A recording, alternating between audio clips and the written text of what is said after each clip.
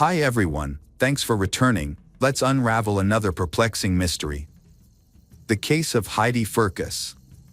Heidi Firkus was born on December 14, 1984, as the youngest child and only daughter among the three children of John and Elinda Erikson. She lived a fulfilling life, known for her cheerful personality and artistic talents. After graduating from high school in 2003, Heidi attended Northwestern University in Roseville. She was a regular at Calvary Chapel, where she had been involved since childhood. At church, Heidi met Nick Firkus. They both became youth group leaders, serving the community with dedication and passion. Nick was born on February 25, 1983, to Julie and Steve Firkus. He is an ambitious and dynamic young man, working as the CEO of a reputable carpet cleaning company. Nick is known for his well-rounded personality and good work ethic. He found his ideal partner in Heidi, whom he met at Calvary Chapel. In 2005, Nick and Heidi, then 22 and 20, were married at the church where their love began. The wedding took place surrounded by family and friends. To outsiders, their marriage seemed perfect. They both loved traveling and cycling, were active in church activities. Heidi began working at her father's financial services company in an administrative role. Their relationship seemed to grow stronger over time. However, their lives were not what they seemed. Little did Heidi know that her life was about to take a turn. On the morning of April 25, 2010, a tragic event occurred in St. Paul, Minnesota. Heidi called 911 to report an intruder in her home. Just 38 seconds into the call, while Heidi was giving her address, she suddenly yelled, "No," and a gunshot rang out. 65 seconds after the first shot, Heidi's husband, Nick, used her phone to contact 911 again. He said in desperation, "Please, someone just broke into my house and shot me and my wife." During the call, Nick sobbed and repeatedly screamed, "Oh Heidi, my wife is dead, please come here." He also screamed, "No," in pain. When police arrived at the scene, they found Heidi lying unconscious in the kitchen with a gunshot wound to her back. Nick was lying next to her on the floor, still talking to 911. He looked very distressed and had a wound to his left leg. Nick told police that one or two intruders had broken into their home. He grabbed a handgun and tried to flee with his wife through the back door, heading towards the garage. However, the intruder grabbed the gun from Nick and shot both of them. Meanwhile, Nick was taken to the emergency room for treatment. There, police questioned him about why he and Heidi left their bedroom, which was supposedly safer, to face potential danger. Nick explained that they were just trying to escape the house through the back door. After being treated for his injuries, Nick was released from the hospital after only 3 hours. Nick was called back to the police station for further questioning about the incident. He recounted in detail what happened. Nick said he remembered that he and Heidi watched a movie and drank alcohol together that night. They went to bed around midnight. Nick said he woke up the next morning, between 6:10 and 6:15, to the sound of the screen door opening and someone trying to unlock the front door. Investigators asked Nick about the door being locked. Nick admitted that he and Heidi usually locked it, but he thought he had forgotten to do so on the night of the incident. Upon hearing the strange noise, Nick said he retrieved the handgun from the upstairs closet. He explained that he had brought it up from the basement a month earlier because it had begun to rust. Initially, the gun was unloaded, but he loaded it when he heard the noise. He then woke Heidi and asked her to call 911. He instructed her to leave the house and go to the garage, where they had parked their car, as part of a safety plan they had agreed upon in case of danger. Although right-handed, Nick held the handgun in his left. He followed behind Heidi, protecting her as they moved towards the garage. Nick said that he and Heidi stopped at the front door to get her purse. Suddenly, the door opened and a man rushed in. The intruder was dark-skinned, about 6 feet 1 inch tall, weighing between 200 and 220 pounds, and wearing a dark-colored hooded sweatshirt with the hood pulled tightly around his face. Nick said the intruder grabbed his handgun. They struggled, and during the scuffle, the gun went off. Nick explained, "My finger accidentally touched the trigger. Heidi was running away, so I may have hit her in the back." Nick recounted the incident that the first shot hit Heidi, causing her to fall immediately. He and the intruder continued to wrestle for the gun. During the struggle, the gun went off again, hitting Nick in the upper thigh. He fell to the ground from his wound. At that point, the intruder escaped through the front door. Nick told investigators that Heidi became unconscious after being shot, and he later lost consciousness due to his wound. Nick told the police that their home was going to be foreclosed on the following day. They planned to inform family and friends of the situation that same day. Nick explained that, due to falling behind on their mortgage payments, their home had been repossessed and sold. Although they had to leave, they hadn't told anyone about it. Their plan was to pack up on Sunday and leave some items in the garage for pickup later on Monday morning. They planned to find temporary accommodation, but life took a different turn. Brendan O'Connor, a neighbor who was cat-sitting at a nearby home, reported to police that he heard an argument followed by gunshots. He also heard someone shouting for help, "You shot her. You shot me. Please, please don't." Although no one saw the intruder flee, Nick provided police with a sketch of the suspect a few weeks later, which was released to the public. Police described the suspect as an unidentified man, 6 feet 1 inch tall, weighing 200 to 220 pounds, and wearing a dark-colored hoodie. About 3 weeks after the murder, the police showed Nick an artist's sketch of the suspect based on his original description. In this updated report, Nick further described the suspect as African American, estimated to be between the ages of 40 and 60.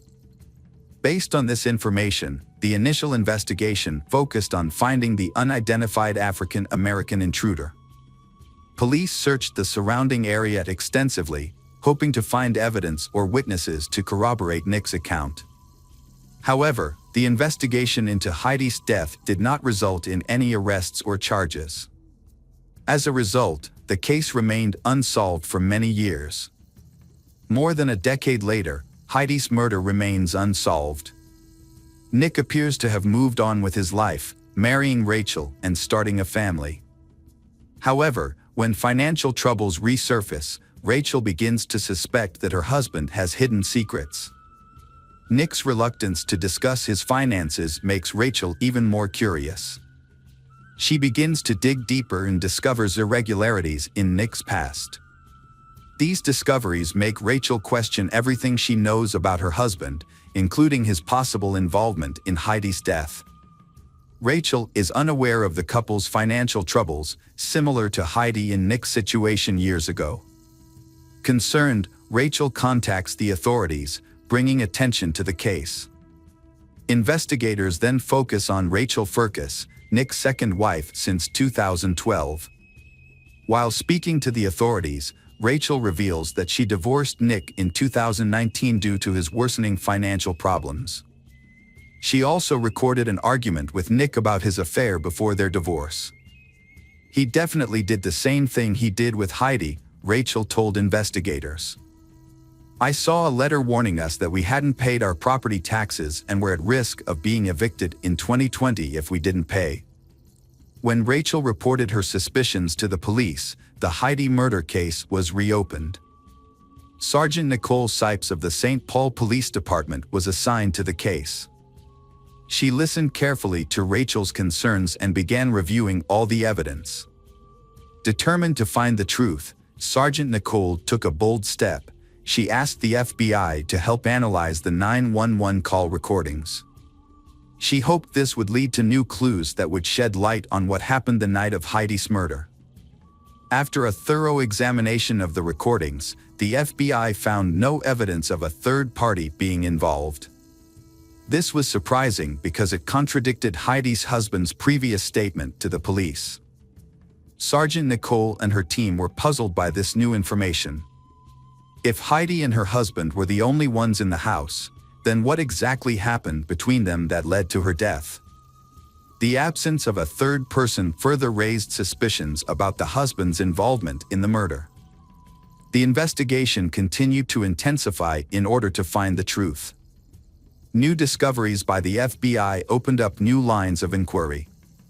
Sergeant Nicole was more determined than ever to bring justice to Heidi and provide answers to her grieving family. Investigators collected financial documents that contradicted Nick's previous statements, making him the prime suspect in Heidi's murder. Nick's account of the incident kept changing. Initially, he said that the intruder had taken his gun and shot both him and Heidi. He later testified that the intruder did not take the gun, but that he had accidentally pulled the trigger, hitting Heidi in the back. After a thorough investigation, investigators found no signs of a break-in, such as overturned furniture or marks on the walls. The forensic analysis of the scene did not match Nick's account of the incident, especially regarding the direction in which the bullet struck Heidi.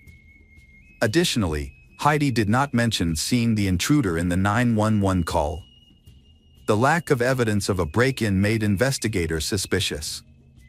They believed it was part of Nick's plan to cover up his role in Heidi's death. As a result, an arrest warrant was issued for Nick on May 19, 2021, more than 10 years after Heidi's death. SWAT arrested Nick at his home in Mounds View. The arrest was the result of Rachel's suspicions and the investigative efforts of Sergeant Nicole Sipes. Many were surprised because the case was thought to be dead. As the trial progresses, the details of the case will be revealed, and the truth about that fateful night will gradually come to light. The big question on everyone's mind is whether Nick was responsible for Heidi's death. After Nick was arrested, Heidi's family said, "We are incredibly grateful to everyone who has worked tirelessly to bring this case to this stage. We also thank everyone who has prayed for and supported us over the years. We hope that these charges will help to clarify the truth and bring justice to Heidi. While we cannot bring Heidi back, we believe she would have wanted us to find the truth. God is glorified by the truth. Heidi's life and memory are further honored by the truth being revealed."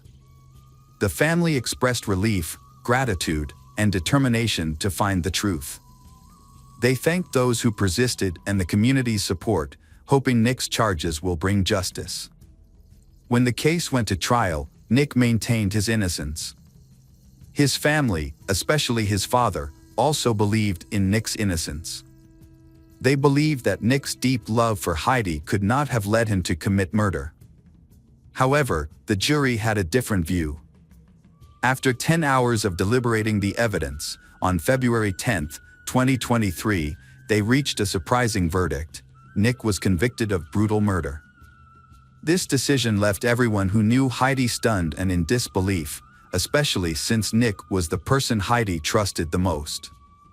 During the trial, the prosecution detailed the defendant Nick's difficult financial situation.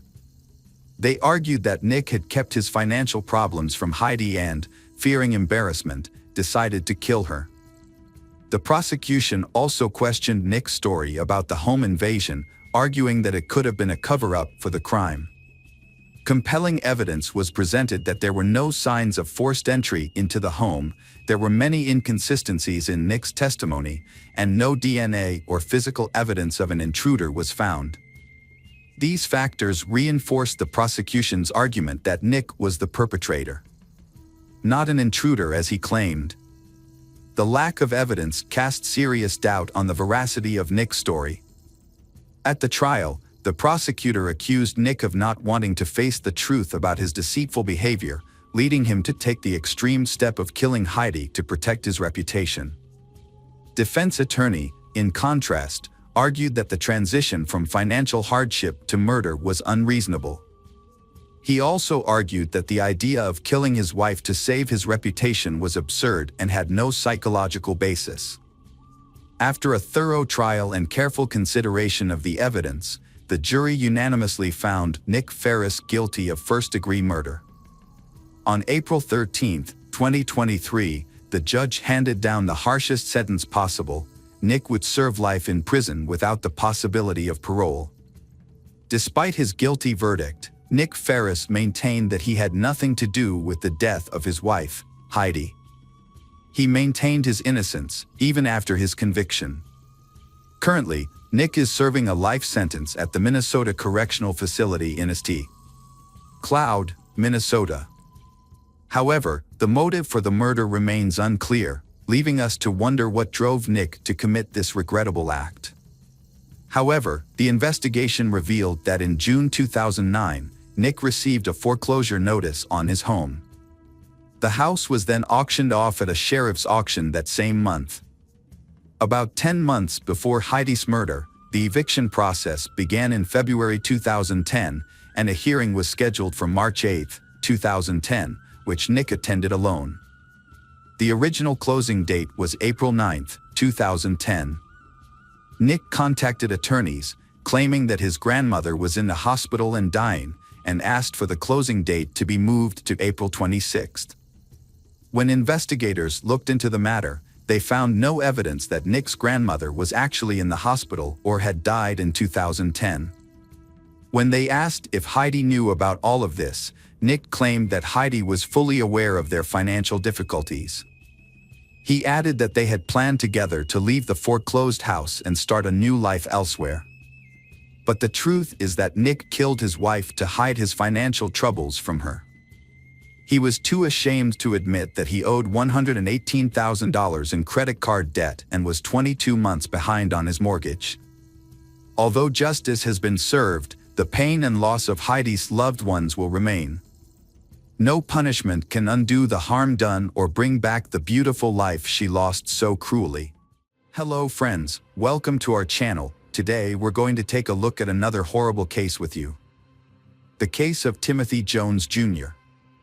As a child, Timothy witnessed hardships in his family. His mother suffered from schizophrenia, and her mental health gradually declined. Eventually, she had to leave home to receive constant care. When Timothy was 20, his father moved with him to his grandmother's house. There, Timothy faced domestic violence, substance abuse, and alcohol abuse. Despite his difficult upbringing, Timothy showed an aptitude for mathematics and computer engineering. He could solve problems easily and take apart and reassemble computers to make them run faster. However, things changed when Timothy reached his teens. At age 10, he began hearing voices in his head. By middle school, he was using drugs and drinking excessively. At age 15, he suffered a traumatic brain injury in a car accident that affected the frontal lobe of his brain, the area that controls impulses and is associated with mental illness. After the accident, Timothy exhibited unusual behavior and was very irritable. He felt jealous of his father and believed that anyone who had a relationship with him was causing his father to neglect him. Over time, Timothy believed that his father did not love him and feared being abandoned. Although his intelligence developed, his emotional development was affected, causing him to have a childlike mentality and lack of empathy. After graduating from high school, Timothy Jones Jr. dreamed of joining the United States Navy. His intelligence helped him to study there, but he lacked athletic ability and discipline. He lasted only a few weeks of training and often cried out of frustration.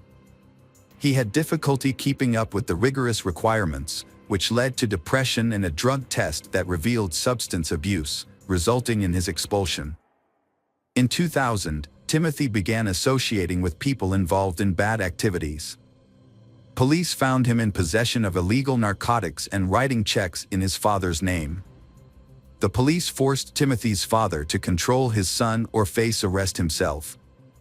In 2001, Timothy Jones Jr. was sent to a work camp in an Illinois state prison for a year. When he was released, he seemed to have changed, with religion becoming the main driving force in his life. Timothy met Amber while they were both working at an amusement park in Chicago. After a while, in 2004, he invited her to his church. Within weeks, they decided to marry, in keeping with the church's expectation of immediate marriage. Amber was 19 and Timothy was 22. However, Amber soon learned about the strictness of the church. Women were not allowed to cut their hair, wear pants, wear makeup, or wear jewelry. Additionally, Timothy believed that women should submit to their husbands and bear children. Timothy was very religious and devoted to the church. Although many advised him not to take the Bible literally, he persisted. They soon had 3 children, Mara, Elias, and Nathan, each born a year apart. As their family grew, they moved to Mississippi. There, Timothy graduated with highest honors from State University, earning a degree in computer science and engineering. Timothy Jones Jr. was building a family while working multiple jobs, and his family was extremely proud of him. With a promising future, Tim was truly a talented man, and everything seemed to be going well for him. He had secured a job at Intel as a computer chip manufacturer, which his wife, Amber, saw as an opportunity for a better life. After living in student housing in Mississippi, they dreamed of a larger home to raise their 3 children and even considered hiring a nanny. However, things did not go as planned. Timothy bought an old mobile home on a dirt road in Red Bank because he dreamed of living on a farm. He purchased animals to raise, and Amber stayed home to care for them. By 2012, they had 2 more children, and problems began to arise. Timothy wanted Amber to homeschool the children, even though she only had a high school education. Amber felt lonely and isolated, with no family nearby and Timothy's family far away. She felt inferior to her intelligent and educated husband. The tension in Timothy and Amber's marriage increased when Timothy accused Amber of having an affair with a neighbor. Their marriage began to fall apart, and they started to consider divorce. Timothy did not want Amber involved in the children's lives, so he sought the help of a therapist and asked his divorce attorney to declare that he was capable of raising the children alone. Amber, without a lawyer and unsure of what to do, decided that it was best for the children to stay with their father. She felt she had nothing to provide for the children, as she had no job or education. Ultimately, the court decided that Timothy would have primary custody as the sole financial provider, and Amber would be granted regular visitation rights. After leaving her husband and children, Amber faced many difficulties. Meanwhile, Timothy began to lose control and suffer from his failed marriage. He started using drugs and alcohol again and struggled with the voices in his head. He became easily angered over small things. Amber recounted that Timothy once beat her in front of the children until she passed out. Unable to manage work and family, Timothy hired a nanny service to care for the children. The first 2 nannies found Timothy's house very clean and noted that he was dedicated and attentive to the children, but their attitudes changed when they learned about Timothy's condition. On the 3rd occasion, Timothy hired Crystal, a 17-year-old nanny who had a young daughter. Timothy gradually developed feelings for Crystal, and she soon became his lover. Timothy began to pressure Crystal to follow his religious customs, including wearing long dresses, growing her hair long, and being submissive to him. However, when Crystal refused, their relationship deteriorated. Crystal later spoke of how Timothy was too harsh with his children. He forced them to stand on their toes for hours, believing it was good for their weak bodies.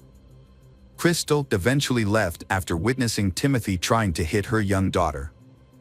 After Crystal left, Timothy hired another nanny.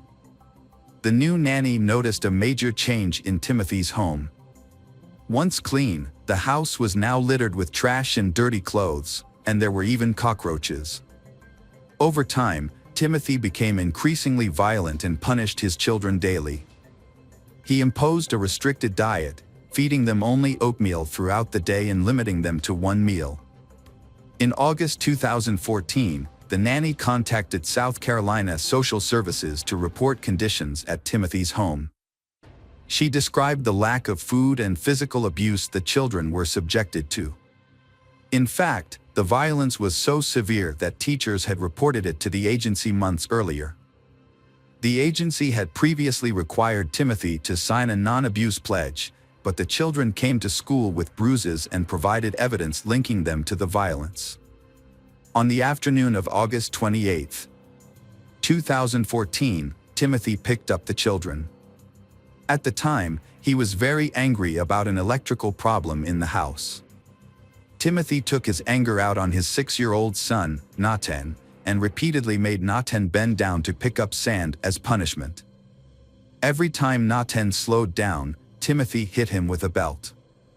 While Nathan was being punished, Amber, Timothy's ex-wife, called to talk to the children. She made several calls until Timothy answered at 7:10. During the conversation, Nathan told his mother about the punishment for breaking the outlet, claiming it was an accident. Timothy angrily hung up, telling Amber to stop defending him. After hours of torture, Nathan was exhausted, dehydrated, and begged for it to stop. He passed out, ending it all. Timothy took Nathan to bed and left him without giving him water or help. Call records show that Amber called 8 more times after that. Around 1 a.m., Timothy took his 8-year-old daughter, Mara, to a convenience store to buy 10 packs of cigarettes. When he got home, he strangled Mara. Timothy then went to his 7-year-old son, Elias, and did the same thing. He then unbuckled his belt and strangled Gabriel, 2, and Elaine, 1, until they stopped breathing. When the children did not move, he took a blanket, wrapped each one in it, and placed them in the back seat of the car and drove away. The disappearance of Timothy and his children was reported to the police. The police searched everywhere for Timothy. Fortunately, a police officer stopped his car. As the police approached the car, they immediately detected a foul odor inside. They also noticed that the carpet appeared to have been recently cleaned with bleach. The sheriff asked the driver, Timothy, for identification and license plate number and observed that Timothy appeared to be under the influence of drugs. After checking Timothy's information, the police discovered that he was wanted in South Carolina for a child welfare issue. When asked about the whereabouts of his children, Timothy initially said he had no children, but later mentioned that he had 3 children living in South Carolina. The officers asked for Timothy's relatives' phone numbers to verify the children's safety. After making the call, they immediately arrested Timothy. As Timothy was placed in a patrol car, he became emotional and began telling officers what he had done to his children. He confessed to killing his 3 children for ulterior motives. Timothy explained that he felt very sad and angry when he saw one of his sons playing with an electrical outlet, so he strangled his son until he lost consciousness. Timothy did the same to his other son and his older daughter.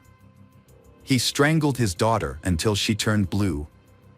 In another account, Timothy claimed that his son was trying to hurt him when he saw him playing with an electrical outlet, which prompted him to kill him. In one recording, investigators heard a discussion about Timothy Jones Jr. subjecting his 6-year-old son, Nathan, to hours of punishment. This was because Nathan had accidentally turned off an electrical outlet in the living room.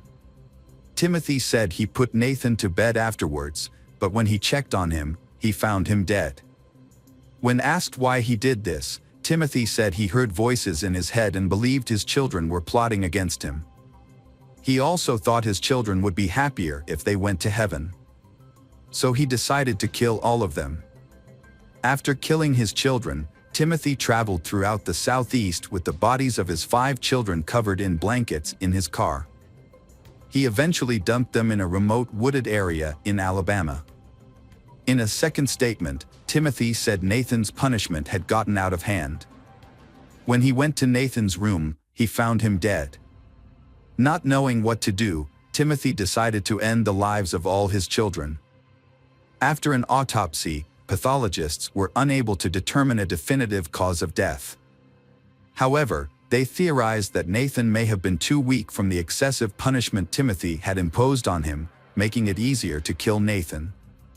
Investigators questioned Timothy's actions, particularly why he did not call 911 immediately after the incident.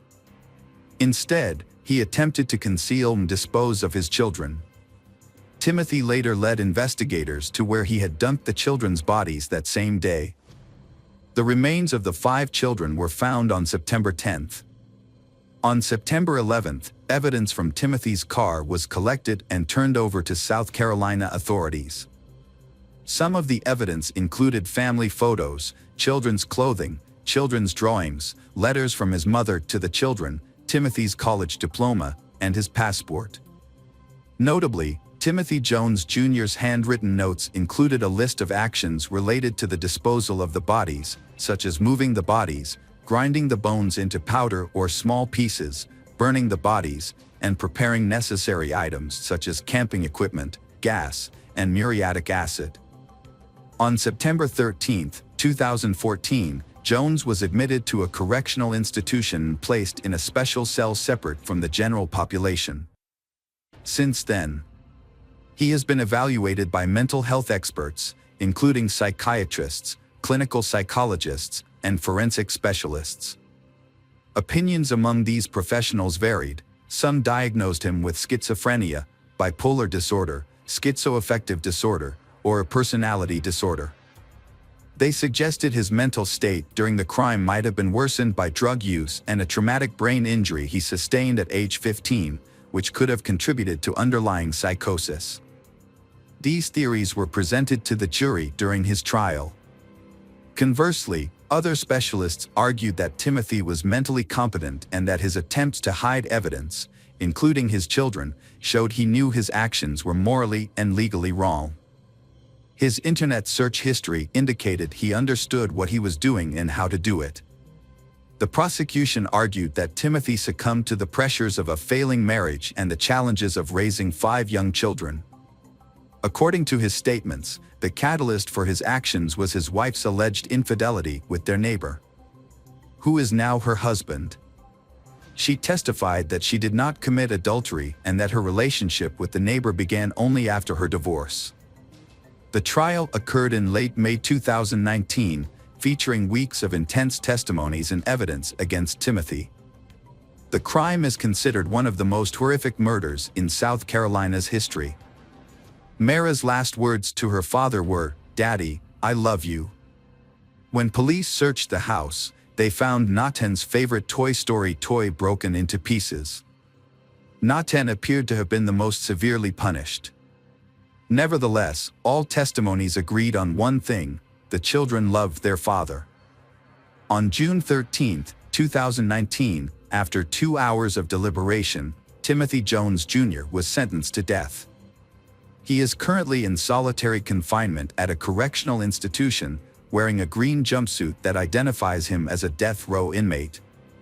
This tragic case ended the lives of innocent children because of marital issues, with both the father and mother making irreversible mistakes. Hi there, investigators. It's time to uncover the truth behind another case. The case of Callie Ann Poulton. Callie Ann Poulton was born on September 20, 1989, in Rochester, New York. As an only child, she received all the love and attention from her parents. However, when Callie turned 3, her parents decided to divorce, and she stayed with her mother, Judy. Despite the divorce, Callie's father maintained a good relationship with Judy and regularly visited his daughter. After the divorce, Judy moved to a quiet suburban apartment complex in Rochester. Although Callie's father helped with childcare, Judy faced financial difficulties. To make ends meet, she took on a part-time job delivering magazines to her neighbors. Her goal was to save enough money to take Callie on a trip to Disney World the following summer. On the evening of May 23, 1994, Judy was preparing for her delivery shift. She was at home, inserting leaflets into the magazines, when Callie asked to go for a walk. It was an evening, and Callie wanted to ride her tricycle. Judy checked outside and saw other children playing in the yard, so she allowed Callie to go out for a short time, instructing her to stay within the yard. Callie ran outside with her tricycle, and Judy planned to finish preparing the magazines and then take Callie to McDonald's after completing her delivery route.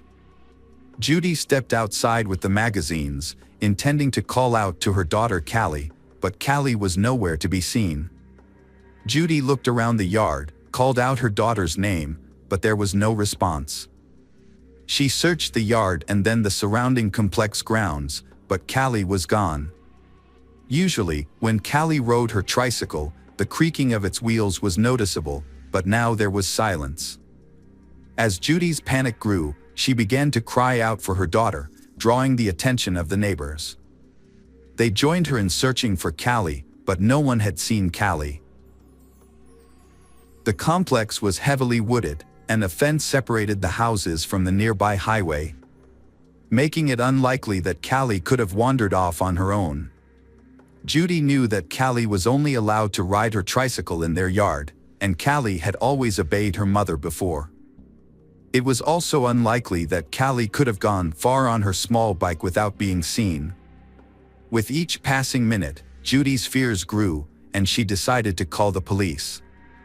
The officers arrived quickly and began a thorough search of the complex. As the search continued, officers went door to door, asking if anyone had seen Callie. Police suspected that Callie was still in the complex, and they believed the suspect was likely a resident of the complex. It would have been difficult for an outsider to get inside, kidnap Callie, and drive away without being noticed. To assist in the search, residents of the 300-apartment complex voluntarily allowed police to enter their homes. In case there was no one in the house, the complex manager used the spare key to search. Unfortunately, searching each apartment yielded no results. Callie and her bike were not found. After an all-night search, the case was reclassified as a kidnapping at around 4 a.m. A specialist unit took over the case, and detectives questioned Judy about possible enemies.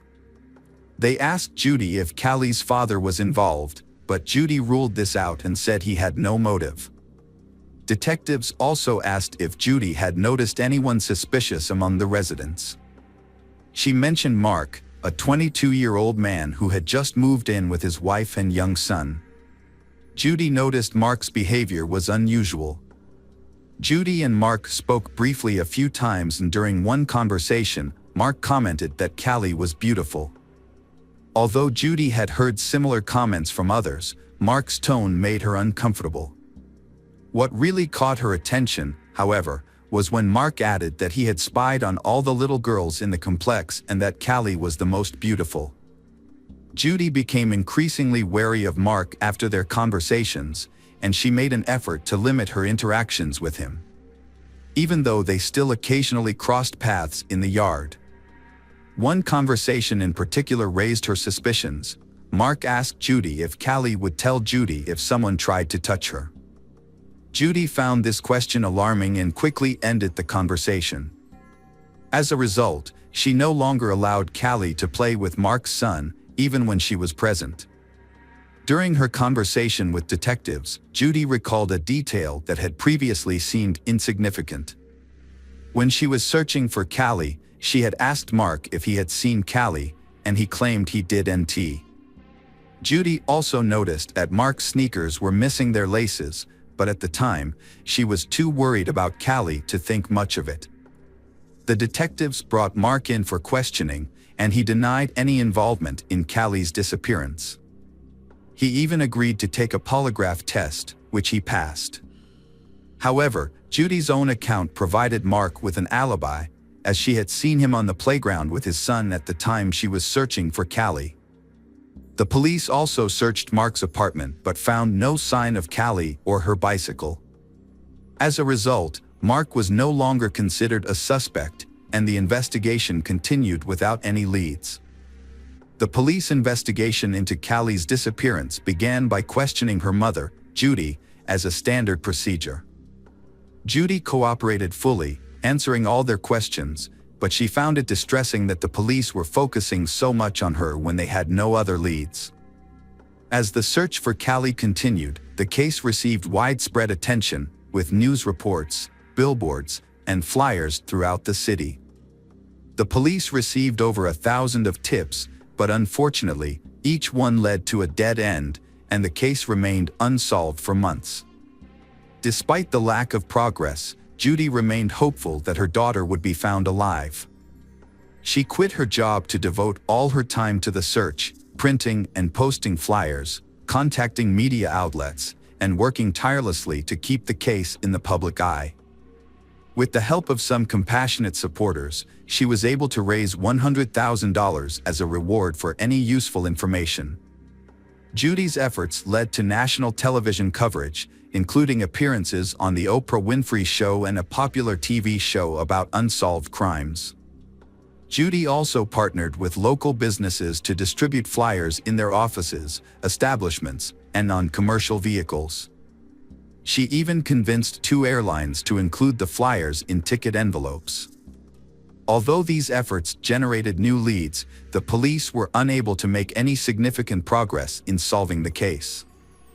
The turning point in the case occurred when a woman called the police on August 9, 1996 to report a serious argument with her husband. She was tired of his strange behavior and wanted a divorce. In an attempt to persuade her to stay, the husband confessed to a shocking crime: he had killed Callie. The woman was stunned and immediately called 911 and revealed her husband's identity to the police. The husband's name is none other than Mark Christie, Judy's neighbor. However, the detectives faced a significant obstacle. Under state law, any information shared between spouses was protected and inadmissible in court. This meant that even if Mark's confession was true, the police couldn't use it as evidence to arrest or question him. Furthermore, Mark had been in his yard with his child shortly after Callie's disappearance, and his apartment had been searched early in the investigation, making it unlikely that he had the opportunity to kidnap and kill her. The detective in charge of the case, Detective Crow, decided to talk to Mark after hearing his wife's story. Mark and his family had moved out of the complex just weeks after Callie went missing due to serious allegations. Mark had been accused by the 2 girls' parents of standing naked in front of his house, which made the detective suspicious. Although no investigation had been launched, the incident appeared to be suspicious. Crow traveled to Mark's new home, 50 miles from Rochester, but encountered resistance. Mark's mother opened the door and said her son would not talk to the police without an attorney present. Mark learned about his wife calling the police and contacted a lawyer. This meant that the police could not use Mark's confession to his wife as evidence, and his lawyer could prevent any questioning. Despite this, Crow persisted.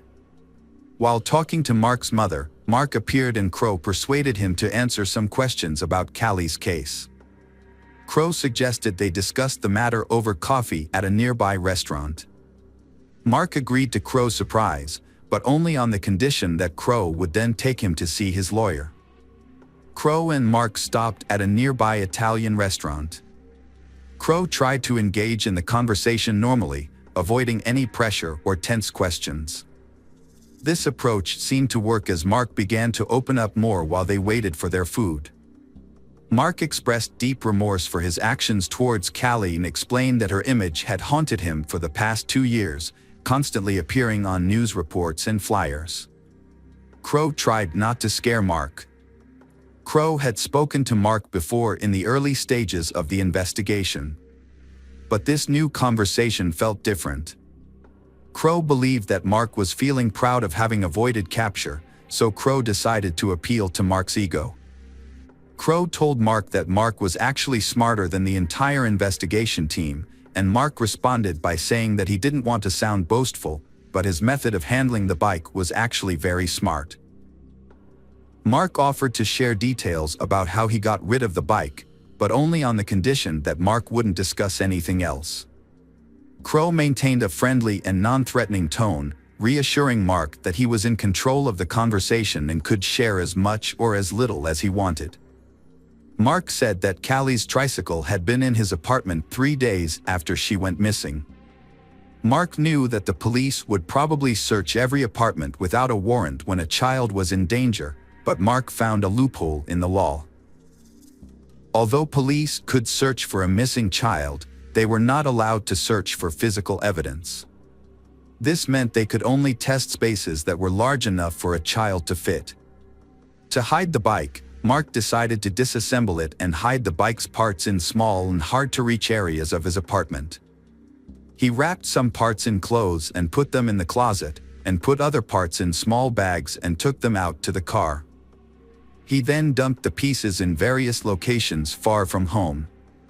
Meanwhile, the police were stationed at the exit of the complex, checking each car, but since they were only looking for Callie, the small bags containing the bike parts did not arouse any suspicions. Detective Crow saw an opportunity to get a full confession from Mark. Crow took a sympathetic approach, suggesting that Callie's death may have been an accident and not Mark's fault. Mark asked about the sentence he could face, and Crow estimated it could be about 25 years. Mark felt this was unfair, as it meant he had to spend half his life in prison and away from his family. He also mentioned that he had lived with guilt for 2 years, implying that this should be taken into account when sentencing. Despite Mark's questionable logic, Crow continued to encourage Mark to confess, suggesting it would bring him relief. Mark agreed to tell the truth, but only after consulting with a lawyer. Crow knew that Mark's lawyer would advise Mark against confessing to a crime without solid evidence. So, Crow decided to be straightforward with Mark, explaining that if he didn't tell the truth, Callie's parents would never know what happened to their daughter. Mark responded by saying that Callie hadn't suffered. Crow senses that Mark was confessing and encourages him to do the right thing. Mark looked at Crow and finally admitted to his actions.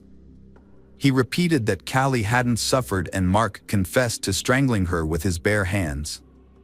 He then added that he hadn't done anything else to her. Mark recounted the events of that evening, explaining that Callie had come to his apartment and asked to play with his 1.5-year-old son. Mark let her in and took her bike to the kitchen. Aware that Callie's mother wouldn't approve of her visiting, Mark let Callie go upstairs to play with the child without drawing Judy's attention to the situation.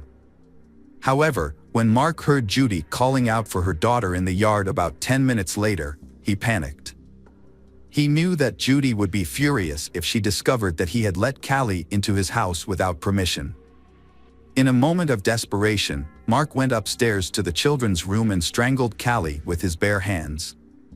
Detective Crow was skeptical about certain aspects of Mark's story from the start. It seemed more plausible that Mark had lured Callie into his apartment under false pretenses, taking advantage of his wife's absence at work.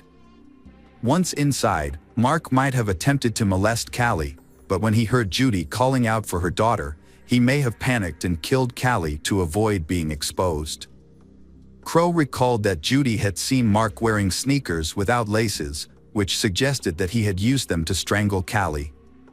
This detail implied premeditation, contradicting Mark's claim that the crime was spontaneous. To avoid raising Mark's suspicions, Crow decided to continue listening to his story. Mark claimed that after the murder, he left Callie's body in the kitchen and took his son outside to establish an alibi. He deliberately allowed Judy to see him in the playground, hoping to deflect any suspicion. Once Judy began searching the complex, Mark returned home and hid Callie's body in a laundry basket, covering it with clothes. A short time later, he placed the basket in the trunk of his car. Mark confessed that the chaos of the search, with many people looking for Judy's daughter, allowed him to carry out these actions unnoticed. Mark took his son and drove to the building where he worked as a security guard. He parked near the back, left the basket with Callie's body by the door, and then entered the building through the main entrance, telling his co-workers he had forgotten something at work. His toll didn't raise any suspicions. So he made his way to the back door, which he opened from the inside, and retrieved the basket. Mark then climbed onto a large tank containing liquid coolant, opened the top, and dropped Callie's body into it after tying a heavy metal object to her. He got rid of Callie's clothes but left her earrings on. After disposing of the body, Mark returned home and joined the neighbors in searching for Callie. By doing so, he had already removed the body from the complex before the police became involved, and no one suspected anything. At the end of his confession, Mark expressed regret for killing Callie, stating it was a mistake. Crow paid for their food, and Mark left a $2 tip before willingly going with Crow to the police station, where he was arrested for murder. When Mark's lawyer found out about the confession, he attempted to retract it, but the attempt was unsuccessful. This was because Mark had provided the information willingly, and Detective Crow had followed proper procedures. As a result, the police went to Mark's workplace, opened the tank, and made a gruesome discovery. Even after 2 years, the victim's body was still inside. Due to the advanced state of decomposition, experts were unable to determine the cause of death or gather any further information. They confirmed the identity of the remains, which was none other than Callie. Mark admitted his guilt to the judge and received a minimum 25-year prison sentence, just as Detective Crow had predicted. Although Mark's lawyer managed to have the kidnapping charges dropped, he was still convicted of murder. However, Mark's case took a surprising turn in 2010. The police reopened a 1988 case involving the brutal murder of 74-year-old Viola Manville, who was killed while walking in a Rochester suburb. At the time, Mark was just 16 years old and was considered a suspect, but he passed a polygraph test, showing no signs of deception.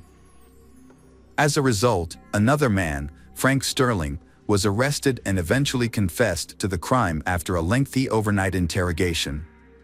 Years later, Frank tried to appeal his sentence, claiming that the police had coerced his confession and that he was disoriented by the end of the interrogation. However, his appeals were unsuccessful until 2010, when the case was reopened and new evidence was sent to the lab. DNA analysis revealed the suspect's DNA matched not Frank's, but Mark Christie's. Mark, 39 at the time, admitted to murdering Viola in 2011 and received an additional 28 years in prison. Despite his confession, he showed no remorse and never revealed his motives for the crime.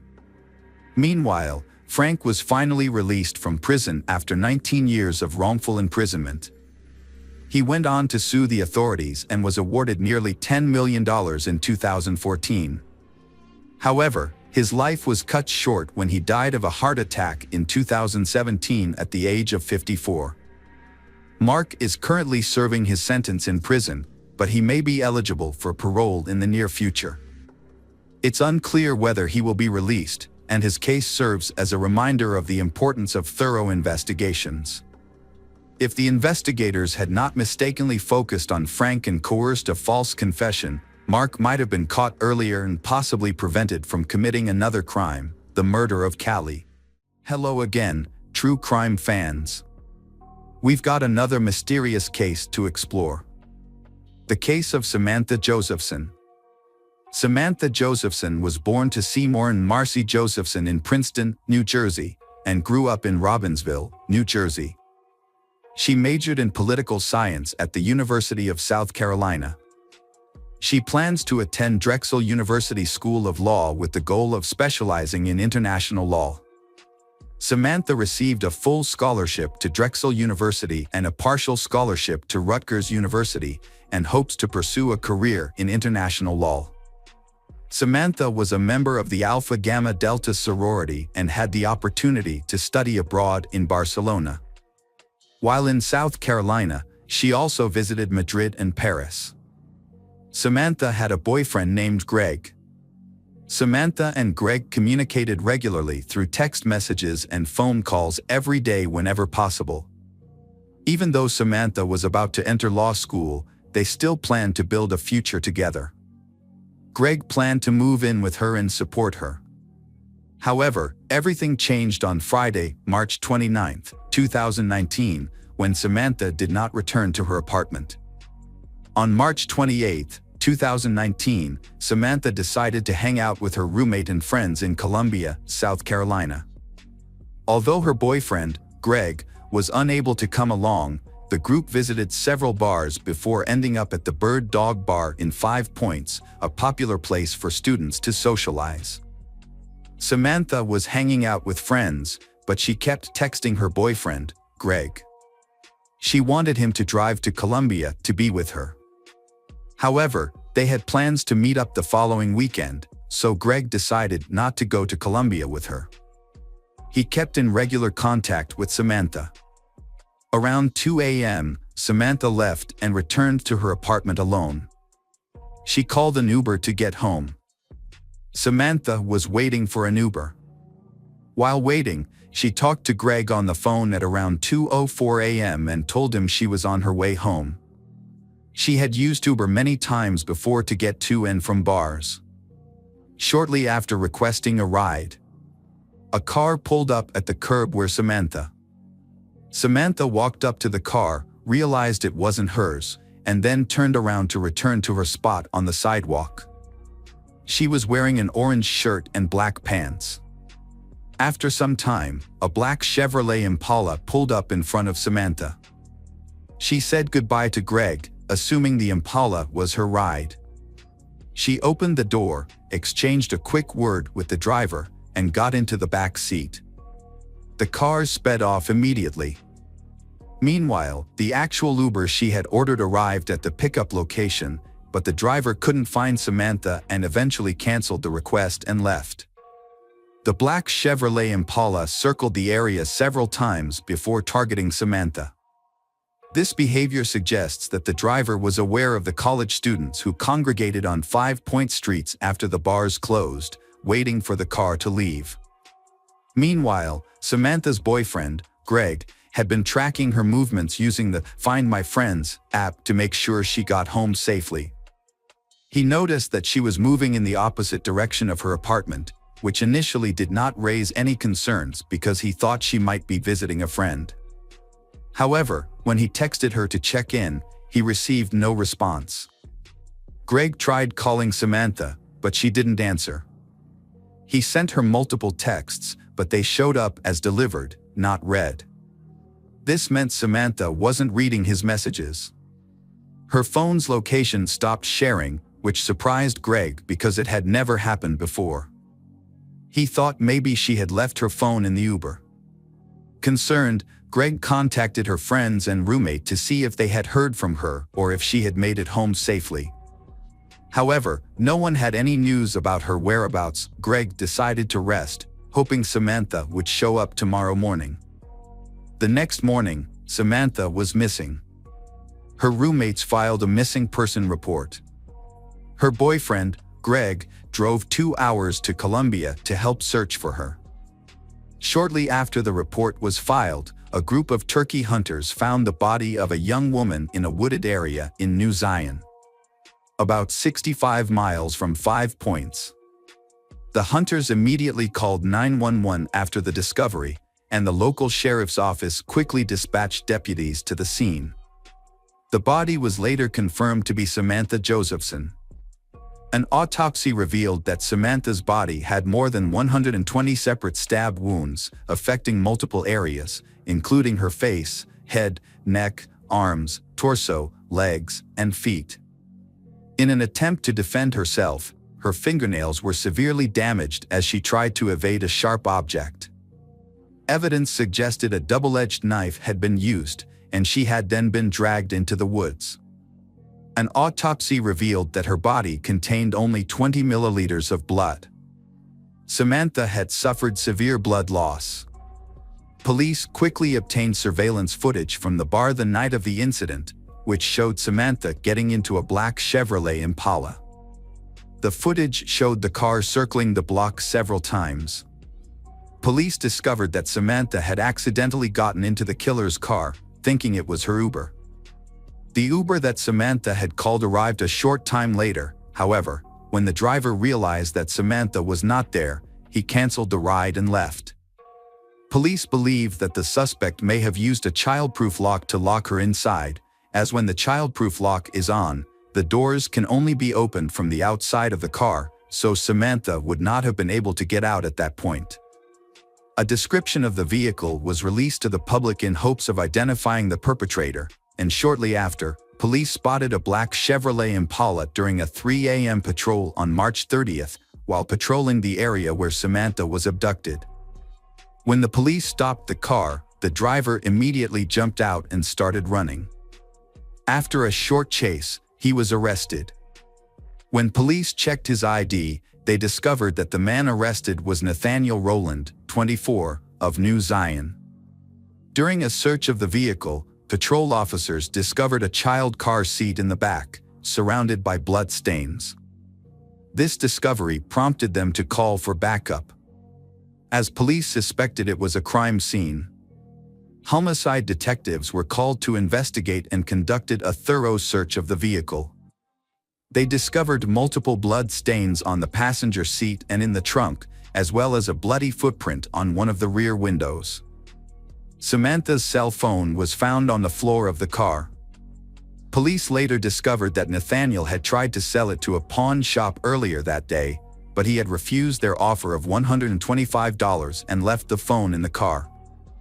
Police also found that the child locks were activated, which Nathaniel had used to lock Samantha inside.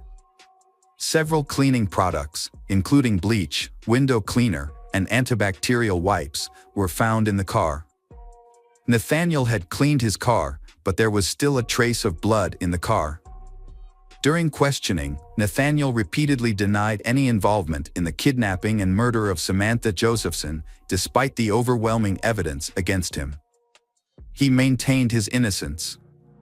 Police searching Nathaniel's body discovered traces of Samantha's DNA under his fingernails. However, no DNA from Nathaniel was found on Samantha's body. Police pieced together the evidence and speculated that Samantha was the victim of a sudden and violent attack. The fact that the child-proof locks in the car were still active at the time of Nathaniel's arrest led them to conclude that he must have activated the feature as soon as Samantha got into the car. Nathaniel suddenly stabbed her multiple times with a double-edged knife. Taken by surprise by the brutality of the attack, she struggled to fend off the blows, which explains the multiple stab wounds to her hands and the severe damage to her fingernails. Samantha was attacked by Nathaniel, who scratched Nathaniel's hand, leaving skin cells under her fingernails as evidence. After the attack, Nathaniel drove to a remote road in New Zion and dumped Samantha's body in the nearby woods. Upon returning home, Nathaniel posted on social media, acting as if nothing unusual had happened. Nathaniel's neighborhood is minutes away from where Samantha's body was found. A background check on Nathaniel showed that he attended South Carolina State University in 2017. However, there is no record of him graduating and it is unclear what job he was doing at the time of the incident. Nathaniel was previously arrested for assaulting and robbing a woman in October 2018. Police searched Nathaniel's girlfriend, Maria Howard's apartment in New Zion, where he was living. They found evidence in a trash can behind the apartment, including a sock and towel with blood stains on it, which belonged to Nathaniel. The blood was later determined to be Samantha's. Police also discovered a blood-stained white cloth, duct tape, bleach wipes with blood on them, and a double-edged knife with obvious blood stains. Tests later confirmed that blood found on the double-edged knife, bed sheets, car, and bleach wipes matched Samantha Josephson. Nathaniel was charged with kidnapping and murder. The trial took place. Nathaniel maintained his innocence despite overwhelming evidence against him. In the summer of 2021, Nathaniel's defense team argued that he was innocent, as there was no DNA of his on Samantha. Prosecutors countered Nathaniel's claim of innocence with a large amount of evidence gathered in the case. Key evidence included CCTV footage showing Nathaniel's car picking up Samantha in 5 points and driving away, as well as several incriminating physical pieces of evidence found in his car. Additionally, cell phone tracking showed that Nathaniel and Samantha's phones were in the same location at the time of the murder. Furthermore, Nathaniel lived near where Samantha's body was discovered. The prosecution presented 31 witnesses, including a person who saw Nathaniel cleaning the murder weapon, the pawn shop owner to whom he tried to sell Samantha's cell phone, and Nathaniel's ex-girlfriend, who claimed that her daughter had blood on her shoes after being in Nathaniel's car. After the murder, Nathaniel did not contact any witnesses to testify in his favor, and no members of Nathaniel's family came forward to defend him. Despite this, Nathaniel maintained his innocence and appealed to the judge. The jury deliberated for only an hour before returning a guilty verdict, and Nathaniel was subsequently sentenced to life in prison without the possibility of parole. Hi there, investigators. It's time to uncover the truth behind another case. The case of Brianna Zunino Dennison. Brianna Zunino Dennison, born March 29, 1988. Brianna's parents are Jeff and Bridget Dennison. When Brianna was 6, her father passed away, causing immense pain for the family. However, with the support of her loved ones, she persevered through the difficult time. Brianna spent her childhood in Reno, Nevada, and Mendocino, California, her mother's hometown. Her love of travel and exploration took her to numerous countries, including Hawaii, New York, Mexico, Jamaica, Japan, Italy, Egypt, Hungary, Austria, and France. Brianna has a deep affection for children and animals, especially her dog Ozzy. She completed her high school education at Reno High School in 2006 and is majoring in child psychology as a sophomore at Santa Barbara City College. During winter break, on January 20, 2008, Brianna returned to her hometown of Reno from Santa Barbara to spend time with friends and family. Brianna and her friends regularly attended events organized by Summer Winter Action Tours LLC, a tour company that caters to college students. They also attended the Martin Luther King Jr. Gala weekend in Reno. That day, Brianna returned home around 4 a.m. to her friend's house near the University of Nevada campus. Brianna slept over at McKay Court's house. However, when McKay Court woke up the next morning at around 9 a.m., Brianna was no longer there. A small bloodstain was found on the pillow where she had slept, and her cell phone, purse, and shoes were still at the house. McKay Court then contacted Brianna's parents and the local police in an attempt to locate Brianna. Police arrived and examined the scene. In the following days, police conducted forensic tests at the McKay Court home, where Brianna had been staying at the time of her abduction. During the investigation, police discovered DNA on the doorknob that belonged to an unidentified male. The blood on the pillow was confirmed to be Brianna's, leading police to focus on a theory that Brianna had been abducted. Police searched for Brianna in the University of Nevada Reno area, and the Federal Bureau of Investigation joined the search. A DNA sample found on a doorknob the night Brianna disappeared was matched to at least 2 previous sex crimes in the same area. One occurred on November 13, and the other on December 16, 2007. On January 29, 2008, a Reno woman said she knew a victim who had been held at gunpoint in a garage on the University of Nevada Reno campus in October 2007. Police released a description of the suspect based on identifying information provided by women who were sexually assaulted by the suspect. In an effort to find Brianna's abductor, police interviewed nearly 100 sex offenders who lived within a mile of the McKay Court home. However, none of them were linked to Brianna's disappearance. A search effort was organized, with some 1,700 volunteers, including then First Lady of Nevada Dawn Gibbons, participating in a virtual search of the area. Sadly, the search yielded no results. On February 15, 2008, a man named Albert Jimenez was returning from his lunch break at a Subway restaurant in Reno. As he walked down the street, he noticed bright orange sheets standing out among a pile of discarded tree branches in a ditch near Reno Business Park. Upon closer inspection, Albert discovered that the orange socks on the feet belonged to a deceased woman. Albert had heard about Brianna Denison's disappearance but initially thought the description did not match the person on Brianna's missing person flyer. Without a cell phone, Albert rushed back to his workplace to contact the police to report the incident. Police arrived at the scene and confirmed the victim's identity as Brianna Denison. The investigation revealed that Brianna had been brutally attacked and murdered. Near her body, police found a pair of panties, which contained DNA from the perpetrator and DNA from an unidentified woman. Police suspected that the panties did not belong to Brianna, believing that they had been left there to distract police. Police then made a public appeal, asking anyone who recognized the panties to come forward to help identify the perpetrator. However, no one came forward. On November 25, 2008, James Michael Bella, 27, of Sparks, Nevada, James was arrested while he was taking his son to the Stepping Stones Children's Center in Reno. He was booked into the Washoe County Jail on charges of murder, first-degree kidnapping, and sexual assault. Further investigation revealed that James was a former Marine with a history of violence, including a 2001 arrest for threatening his ex-girlfriend's neighbor with a knife.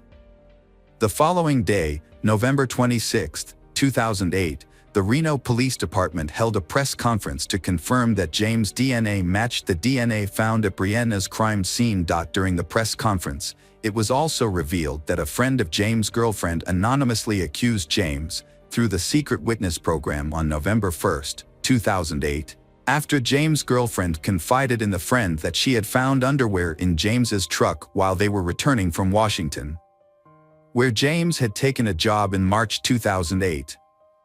After reports of Brianna's case appeared in the media, including a police sketch of the suspect and a description of a vehicle involved in a similar incident a month earlier, police began questioning James, anonymously provided by a witness. However, James denied any wrongdoing and refused to provide a DNA sample for analysis. His girlfriend was also questioned by police, and she allowed them to take a DNA sample from her and James' 4-year-old son. DNA testing of James' son showed that, in this case, James' DNA was left at the house where Brianna was abducted and at the scene of the rape. Furthermore, during the trip to Washington, it was discovered that James had sold his truck in Idaho, which matched the description of the vehicle used in the sexual assault. Police announced at a press conference that the truck was being transported back to Reno for a thorough examination and would be used as evidence in the case against James. On May 27, 2010, the jury returned a guilty verdict in James's trial, finding James responsible for the murder of Brianna Denison. After 9 hours of deliberations, the jury convicted James of kidnapping, sexual assault, and murder. In an effort to avoid the death penalty, James' defense team presented mitigating circumstances, citing James' traumatic childhood with an alcoholic, abusive father. The jurors rejected the mitigating factors and gave James the death sentence instead. Later, on July 30, 2010, James received 4 more life sentences for other crimes, including rape and kidnapping of 2 victims prior to Brianna's abduction and murder. James's appeals have been denied over. The case of Brianna Zunino Denison is a story of pain, strength, and determination in the pursuit of justice. Brianna's family remains strong and persistent in the fight for justice. The collective efforts of everyone together make a safer world. And may Brianna rest in peace. Hi everyone, thanks for returning. Let's unravel another perplexing mystery. The case of Nicole Peets. Nicole Peets was born on February 26, 1973 in King County, Washington. Nicole was the only child in her family and her parents divorced when she was in school. During her high school years, Nicole was an active, sociable, athletic girl who was well-liked by many people. She had many friends and enjoyed field trips to the countryside. After graduating from high school, Nicole studied public relations at Western Washington College. At the same time, Nicole was still actively involved in sports. Nicole took a coaching position at a local sports club. Nicole quickly gained the respect of her colleagues, and Nicole attracted many customers to her classes. After graduating from college, Nicole decided to continue her education to improve her management skills. She found a job at a large mobile communications company. Nicole's personality is friendly, sociable, and willing to help people, but few people know that inside she is suffering from a lot of pain and suffering. Nicole's teenage years were severely affected by alcoholism. The divorce of her parents was a huge shock to her fragile psyche. Her rebellious nature and bad friends influenced her, and she began drinking. All of this led to a serious alcoholism that lasted for many years and completely undermined Nicole's physical and mental health. At that time, Nicole's mother, Gail, worked as a flight attendant and was often away from home because of her busy work. Therefore, Gail did not realize the change in Nicole. Nicole lives with her elderly grandmother, who also did not realize that her granddaughter regularly drank alcohol. When the truth was revealed, alcoholism had caused severe damage to Nicole.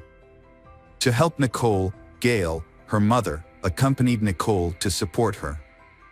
Gail accompanied Nicole to therapy and alcoholism meetings, helping Nicole open up and overcome her cravings. At that time, Nicole's mother Gail had remarried, and Gail's new husband, Robert, was supportive of his stepdaughter, loving Nicole like his own daughter and believing that Nicole could overcome her alcoholism. Nicole took treatment very seriously. She did not miss a single meeting and quickly overcame her addiction. However, alcohol caused many health problems for Nicole. She had serious problems with her pancreas that required surgery. In addition, her alcoholism at a young age had seriously affected her fertility, making it impossible for Nicole to have children. In the mid-1990s, when Nicole was recovering from her addiction and living sober again, Nicole met David. At the time, Nicole had just gotten a job at a sports club, and David was a regular at the club. David was a tall, handsome young man. David was immediately attracted to Nicole, an attractive trainer, and David began to show interest in her. David, who was 4 years younger than Nicole, soon developed a relationship that lasted almost 8 years, and it was not until 2002 that the couple decided to marry.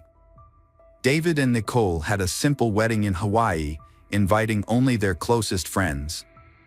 After their marriage, the newlyweds bought their own house and began to settle down in the town of Linwood, Washington.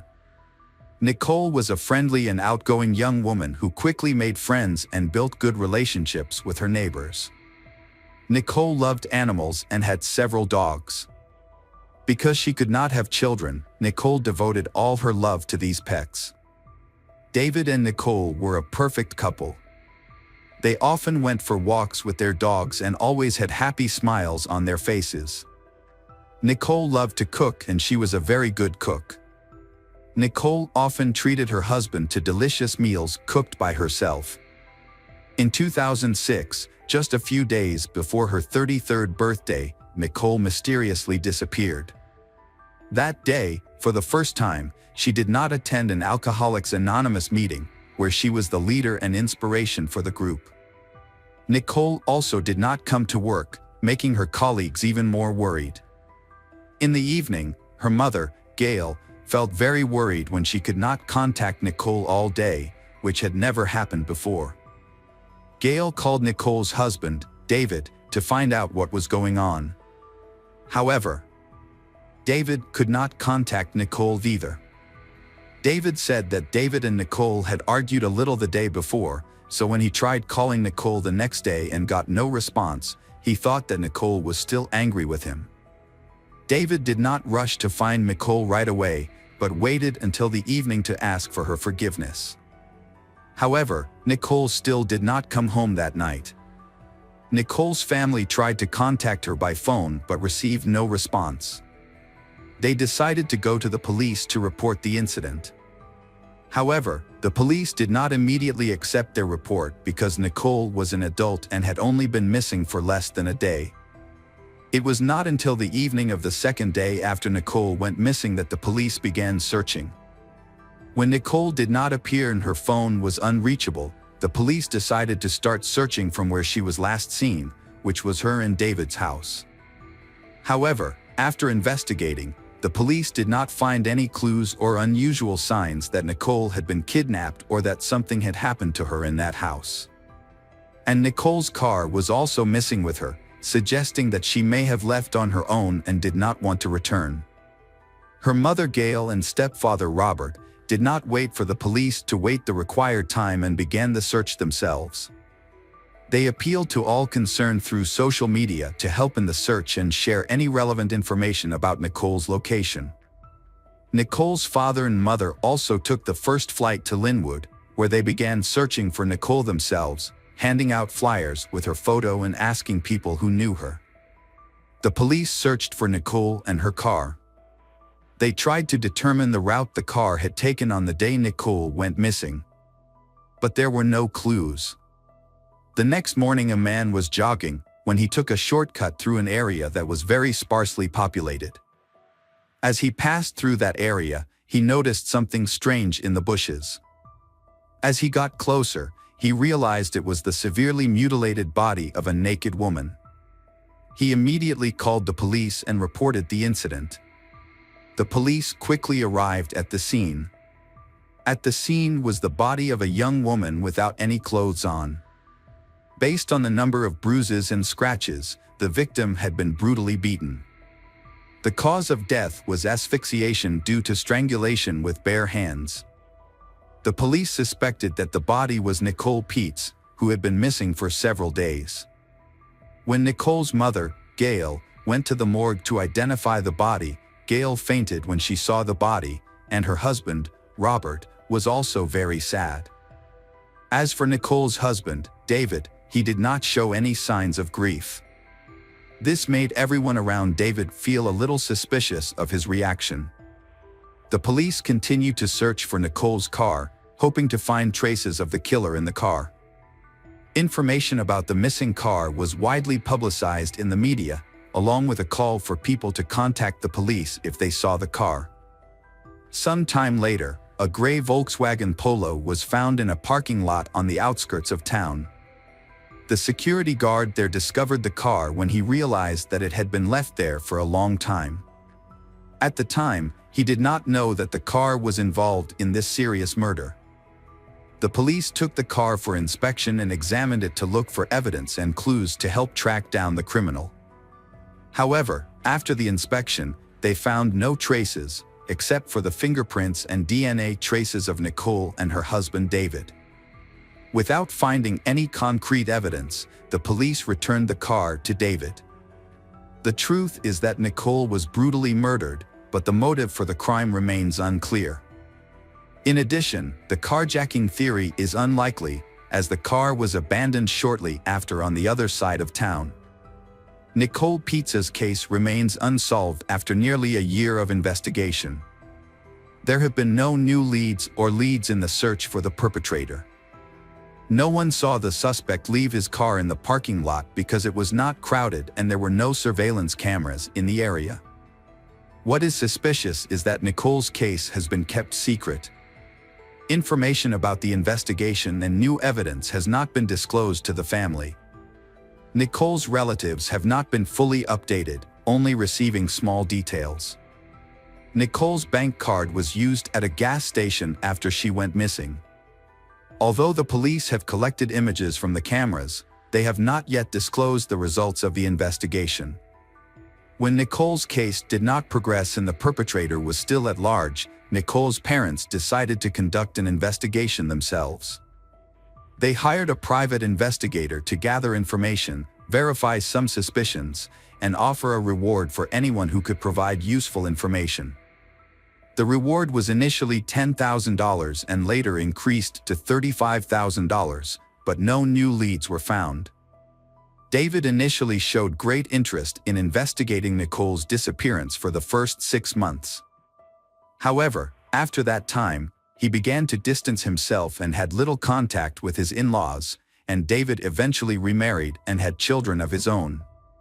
The news of David's remarriage and children of his own came as a huge shock to Nicole's mother, Gail, because Nicole was unable to have children and was often blamed by David. A grief-stricken Gail repeatedly hinted that the culprit might be her son-in-law. 6 years later, Nicole's case took an unexpected turn. David was arrested as the prime suspect in the case.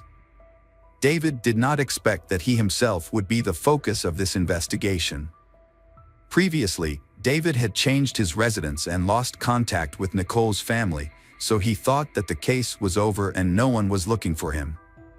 However, David was very surprised when the police raided and arrested him. At that time, David even declared his innocence and was willing to take a lie detector test, but he failed the test. As for the police, they suspected David from the beginning, but lacked concrete evidence. In order to arrest David, the police gathered a lot of evidence to ensure that he was responsible for the crime. In fact, David himself probably thought that he had committed the crime perfectly and would never be discovered. A video from the gas station provided an important clue. Footage of the moment a man paid with Nicole's card showed that the man looked similar to David. Although the man was wearing a hat and sunglasses, making identification more difficult, the footage was a key clue in the case. Police also discovered that Nicole was not wearing her wedding ring. Nicole never left the house without it. Initially, police thought the ring had been stolen with other items, but the box containing the ring was later found on a dressing table in Nicole's home. Police discovered a mouth guard in Nicole's mouth during the autopsy. This was a device Nicole had been prescribed shortly before the tragedy, as she suffered from uncontrollable spasms of her chewing muscles due to anxiety, which led to worn enamel and chipped teeth. The presence of this device suggested that Nicole may have been murdered while she was still asleep in her bed. It is possible that David had forgotten that his wife was using a mouth guard because she had only recently started using it. In addition, the police examined the traces left in Nicole's car. Only David's and Nicole's fingerprints were found in the car. No traces of anyone else were found, suggesting that there was no third person involved in the murder. The investigation also shed light on Nicole and David's family situation at the time. David did not hold any permanent jobs and preferred to spend his time in bars and clubs, where David spent all of Nicole's earnings on alcohol and other women. The family was facing serious financial problems, and the situation became worse over time. Nicole tried to convince David to change his lifestyle and attend alcohol rehabilitation meetings to help David get back on track. However, David's response was indifferent and insulting. David had affairs with many women. Nicole's mother Gail knew about the serious problems in Nicole's family and tried to convince Nicole to leave David. However, Nicole did not want to do so because she loved David and hoped he would change. After Nicole's death, her husband David quickly received a large insurance payout and started a new relationship. Before that, David had been having an affair with a girl named Jane for several months. David often spent time with her at bars and clubs when Nicole was busy working or studying. Before Nicole's birthday, David brought his mistress home, where they were caught by Nicole. This incident became the cause of an argument in the family. Nicole told her mother about the incident, and a few days later, she mysteriously disappeared. Because Gail knew everything, she suspected David from the beginning. However, the police said that the evidence collected was too little to arrest the suspect. The case was kept secret and the family was never heard from again. When David received a large insurance payout after Nicole's death, he spent the money with his mistress, Jane. David appeared in court in September 2013 for his crimes. David received the maximum sentence possible under the laws of the state where the case was tried. David served 18 years in prison. However, in 2025, he could be eligible for parole after serving 2/3 of his sentence. Hi everyone, thanks for returning. Let's unravel another perplexing mystery. The case of Graciela Garcia. Graciela Garcia was born on October 6, 1971, in Mexico. Her family was working class and they hoped to provide a better future for their children. As a result, her parents decided to move to the United States and eventually settled in Hermiston, Oregon. Graciela was too young to remember the hardships of the move. She attended Umatilla High School, a low-cost school where 66% of the student body was Hispanic. Graciela made friends easily and stood out with her outgoing. She later studied business at Blue Mountain College. However, since she was young, she has had a passion for hairdressing and has had the goal of owning her own hair salon. With passion and hard work, Graciela believed that her plans could come true with the right approach. By February 2006, she had become the owner of Carr's Beauty Salon. Thanks to her talent and charisma, she quickly became famous in society. Moreover, her professional image also contributed to the prestige of the salon. She is passionate about her work and has a deep understanding of new beauty trends. Thanks to that, she always has a loyal customer base. Some of her customers have become close friends and are often invited to her home. She is respected and loved by everyone in town. Her private life is also filled with joy and happiness. She was pursued by many men when she was young, but she only loved one. That man became her first love. They have two beautiful daughters, Annabelle and Gabriella, often called Gabby. However, that love did not last long. The man left the family. It seems that his feelings for her faded over time. Despite becoming a single mother, she did not feel hopeless. Instead, she focused on self-improvement and pursued a degree in cosmetology. After her divorce, Graciela met Romero Sanchez, a regular customer at the beauty salon where she worked. At first, their relationship was just a friendship. However, Romero later asked Graciela out. And she accepted. Gradually, their relationship became closer and deeper. However, when Graciela introduced Romero to her family, they felt uncomfortable because of his cold and distant attitude. Annabelle and Gabby, Graciela's two daughters, tried many times to connect with Romero, but he did not respond. Graciela's children were confused by such behavior, but they attributed it to personality differences. Graciela's partner seemed to be a strange and unapproachable person, which puzzled the people around her. They could not believe that a woman as full of life and fun as her could be so passionately in love with such a dry person. However, they still respected her decision. When Graciela announced her upcoming marriage, everyone showed their support and shared her joy. Especially Annabelle and Gabby, they wanted to see her happy and loved. On the wedding day, guests also noticed Romero's arrogance and conceit. Some thought he seemed too jealous when trying to steal all the bride's attention. When Graciela's young grandchildren came to congratulate the newlyweds, Romero treated them with contempt, making them feel uncomfortable. Afterwards, Graciela's relatives could not hide their true feelings about this man. Annabelle even openly stated that she did not consider him a stepfather and just wanted to maintain a normal relationship like other families. After the wedding, the Graciela family had two more sons, Arthur and Jacob. They moved in together at Graciela's house. Graciela's youngest son, Jacob, noticed that Romero began to act as if he were the sole owner of the house. Initially, Graciela tried to set personal boundaries, but because she did not like confrontation, she quickly gave in to Romero. He was hot-tempered and never gave in or apologized first. To avoid creating tension in the family, Graciela continued to give in to Romero. However, over time, Graciela began to realize that she had rushed into this marriage. In conversations with her relatives, Graciela confessed that she felt constrained and oppressed. Her husband controlled her and did not let her go anywhere alone. Despite this, Graciela never said she wanted to leave this abusive relationship. It seems she still loves him. Graciela's family gradually realized that she had become attached to the wrong man.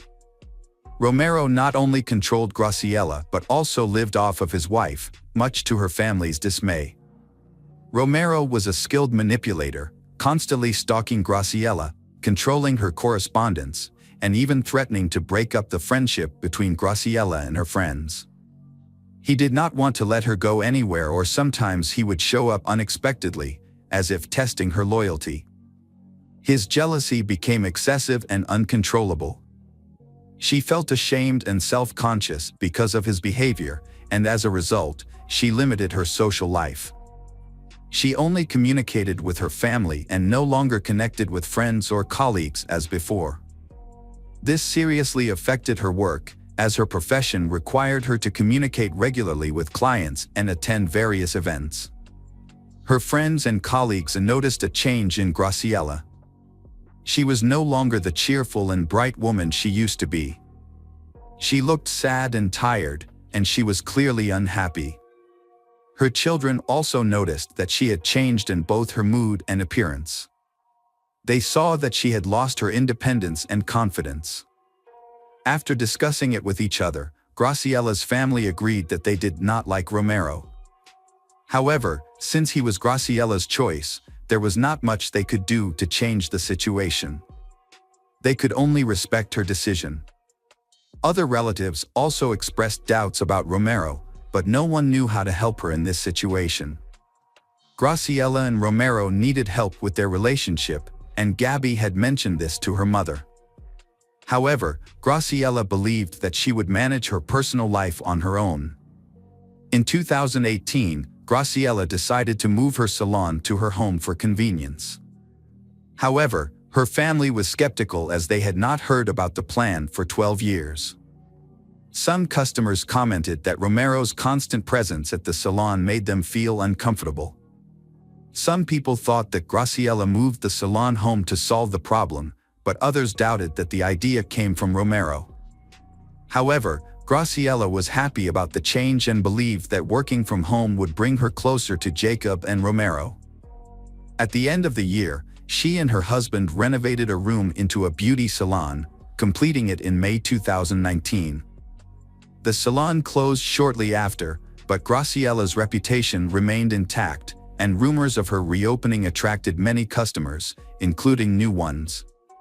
Graciela was delighted with her career success, but became increasingly secretive about her personal life.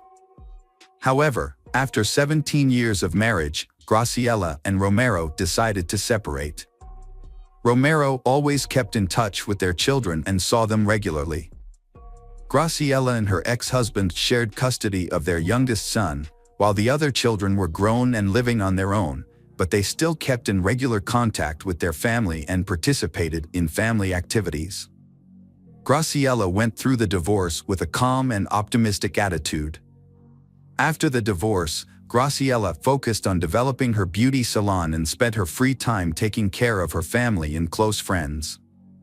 On the morning of November 9, 2019, Romero visited Graciela's eldest daughter, Annabelle, and reported Graciela missing. According to Romero, Graciela and he had been together the night before. However, when he woke up the next morning, he was surprised to find that she was no longer there. Romero tried to contact Graciela but received no response. Annabelle was shocked by the news and Romero's reaction. He cried and appeared distressed. This made Annabelle feel strange because Romero usually did not show emotions in front of them. Romero also said that Graciela had been acting strangely recently, even hinting that she might have found another man in her life. Annabelle felt that Romero's words were insincere and his tears seemed fake, which made her start to doubt his behavior and worry about her mother. Romero usually avoided communicating with his wife's children. But after a while, he changed and decided to connect with them. After Romero left, Annabelle decided to inform the rest of the family about what had happened. Graciela's family gathers to find out what's happening to her. Graciela's car was parked in the driveway. If she decided to leave Romero, she would definitely use her own car. Another thing that surprised them was the neatness of Graciella's house. Everything was perfectly arranged and in order, far beyond normal. However, this was completely contrary to Graciella's personality and lifestyle, because if she went somewhere, her belongings and accessories would be scattered all over the room. Normally, Graciella would spend a lot of time in front of the mirror choosing her outfit for the day. However, the fact that she went out without any jewelry worried the whole family, and they wondered why.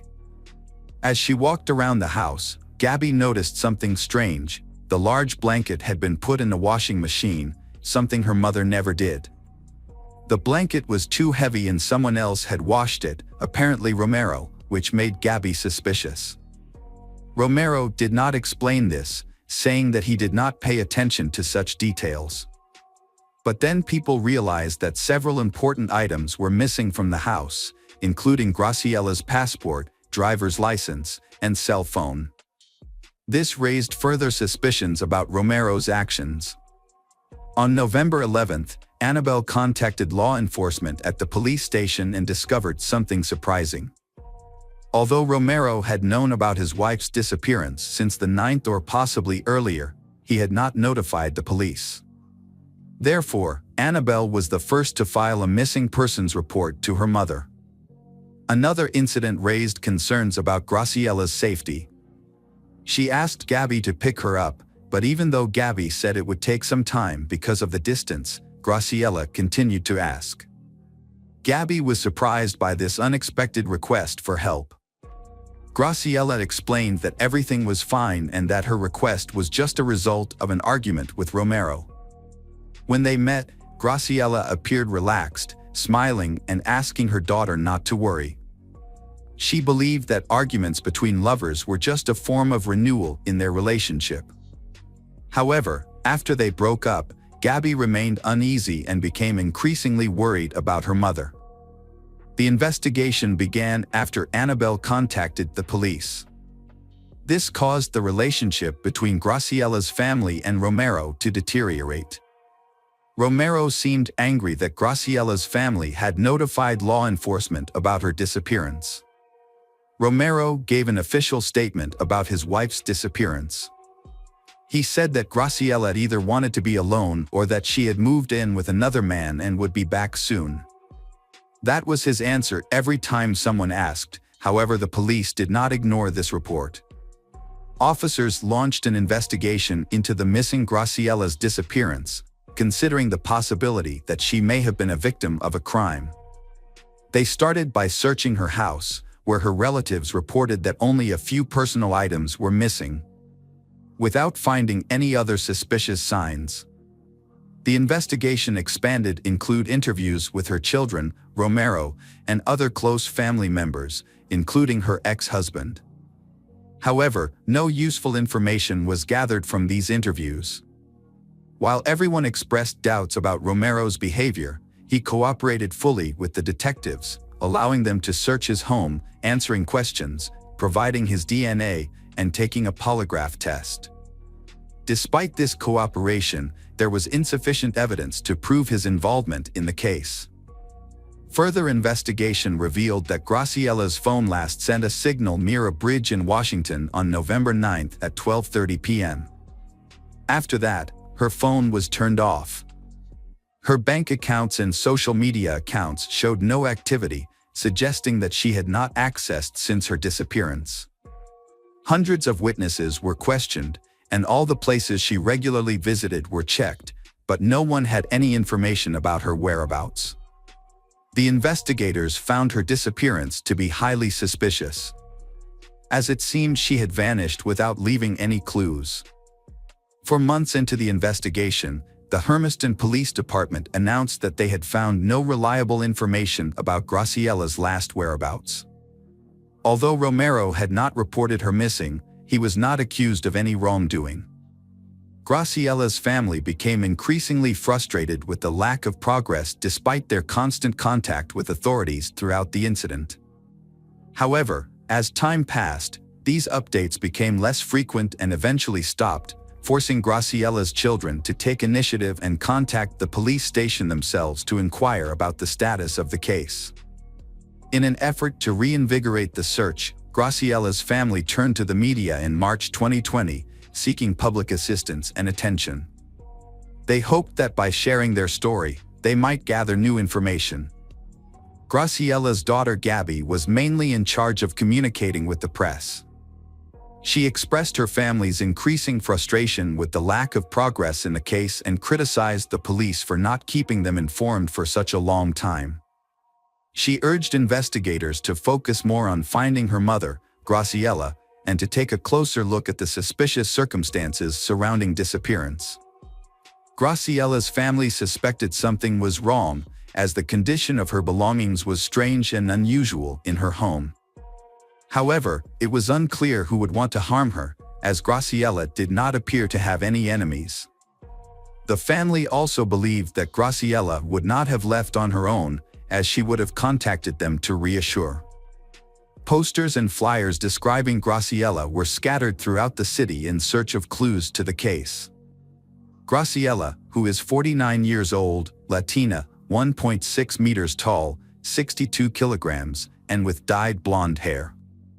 Local residents were also asked to be vigilant and report any information that might help the investigation. Her children were so concerned that they asked for a new detective team to take over the case, as they suspected bias in collaboration with a suspect, Romero, who was acquainted with the original investigators. The Graciella family expressed concerns about several inconsistencies in the investigation, including the fact that Romero's phone was turned off on the day of Graciella's disappearance. Additionally, Romero's calm behavior raised suspicions, as it didn't with the typical reaction expected from someone whose loved one has suddenly gone missing. As a result, the Graciella family demanded that the suspect be arrested immediately. Police Chief Jason Edmiston responded to allegations surrounding Graciella's disappearance, confirming that her case is being treated as suspicious and possibly involving foul play. However, he emphasized that this is just one theory and that the investigation remains impartial, driven by evidence. Edmiston also dismissed claims of social connections between Romero and law enforcement as baseless. Edmiston noted that the spread of misinformation has hindered the investigation. Certain information must be kept confidential, and authorities have sought assistance from the FBI. The police chief expressed frustration over public criticism of the police's actions. Separately, Gabby organized a fundraiser to hire a private detective, a move seen as a critique of the police's handling of the investigation. This perceived criticism suggested that the police were not doing enough to find Graciella. 1 year after Graciella disappeared, her family organized a memorial gathering. Here, friends and people who knew her shared stories about her lively and cheerful personality. They prayed for her safe return, lit candles, and later placed signs outside the police station, urging authorities to continue the search for Graciella Garcia. In September 2023, a major development in the case occurred when Romero Sanchez was severely injured in an attack, and that required surgery. There was speculation that the shooter was Mason Garcia, Graciella's brother. The attack suggests that Graciella's family had become frustrated with the lack of progress in the investigation and took matters into their own hands, potentially leading to further tragedy. The disappearance of Graciella Garcia remains an unsolved mystery, leaving her family in a state of agonizing. This has significantly affected the health and mental well-being of her family. Living without knowing what happened to a loved one can be more challenging than coping with a confirmed loss. It remains unknown whether Graciella is alive or not. Her children continue to hope that the truth will soon be revealed and justice will be served to the criminals. Welcome back, detectives. Let's dive into another horrible case. The case of John Parker. John Parker was born in 1970 in Indiana, United States, to a middle-class family and have a brother. From a young age, John had a strong ambition to succeed. He valued being independent and continually sought ways to better himself, as well as looking for opportunities for growth and advancement. After graduating from high school, John began searching for ways to earn money. According to his brother, John's first job was as a waiter's assistant in a restaurant. However, he quit his job soon after, but the exact reason for his departure is unclear. Undeterred, John quickly found a new job that offered more freedom, allowing him to explore and develop his passion for pursuing a career in sales. John started working as a door-to-door salesman for Kirby vacuum cleaners. Initially, his family teased him, but he soon demonstrated his capabilities to everyone, and he also found his purpose in life. By the end of his first year, John had become one of the company's top salesmen, and he was eager to continue achieving more. John worked extremely long hours, typically between 12 to 16 hours a day. As a result, he became a top sales performer, earning recognition at company meetings. John's success also made him a source of inspiration and guidance for his fellow salespeople. During this time, he met Judy, a 20-year-old woman from a low-income family in Texas. Judy was born in October 1969. She was confident, extremely, and outgoing. Although John wasn't planning to hire any additional salespeople at the time, but she was able to convince John that she had what it took to achieve great success in sales. Judy's past was marked by significant life events. With her parents' consent, she had gotten married at the age of 14 and had 2 children, Christina and Daniel Hicks, but it ultimately ended in divorce. When she met John, she was determined to start a new chapter in her life. John decided to give Judy a chance, taking her under his wing as a mentor in vacuum cleaner sales. Not only did Judy prove herself as a valuable member of the sales team, but she also won John's heart. As time passed, they began to date. John's life was thriving, both personally and professionally. He has built a solid reputation for his sales and training abilities, and most importantly, he has the love and support of his wife Judy. John expanded on his experience by starting his own business in Michigan, specializing in selling and servicing Kirby vacuum cleaners. He also offered training sessions for salespeople, sharing his personal secrets and enthusiasm that had made him successful in the industry. John's company quickly rose to the top in the area, and he credited his success to Judy's support. After establishing his career, John and Judy got married in 1992. The couple had 2 daughters, Tiffany and Erica. As John's business continued to thrive, they relocated to better homes, providing their children with access to excellent schools, luxury cars, and regular vacations. Initially, John had a very good relationship with Judy's stepchildren, Christina and Daniel.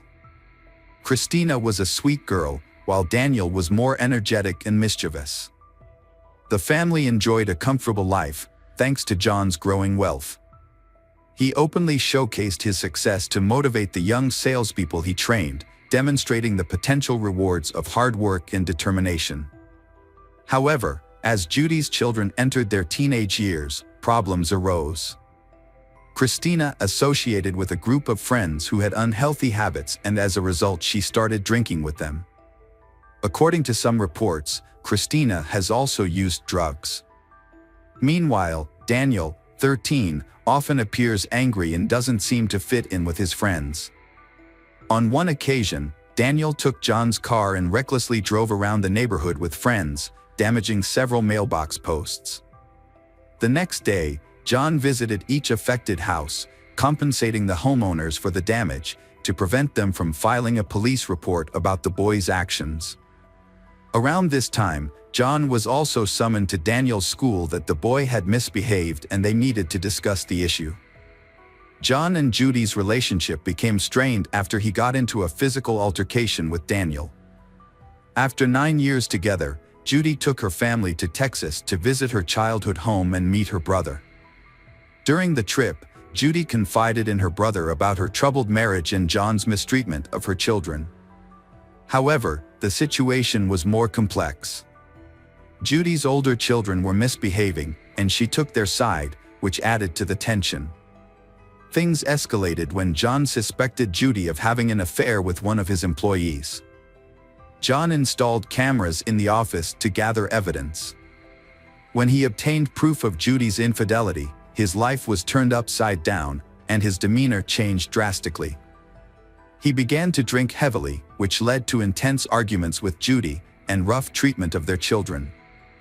One incident involved his daughter Tiffany, who was beaten with a belt for not bringing her homework to school.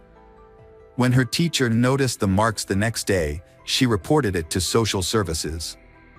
Before they arrived, John warned the 4 kids that if they wanted to maintain their luxurious lifestyle, they should say nothing about the beating. Consequently, Tiffany blamed her stepbrother Daniel.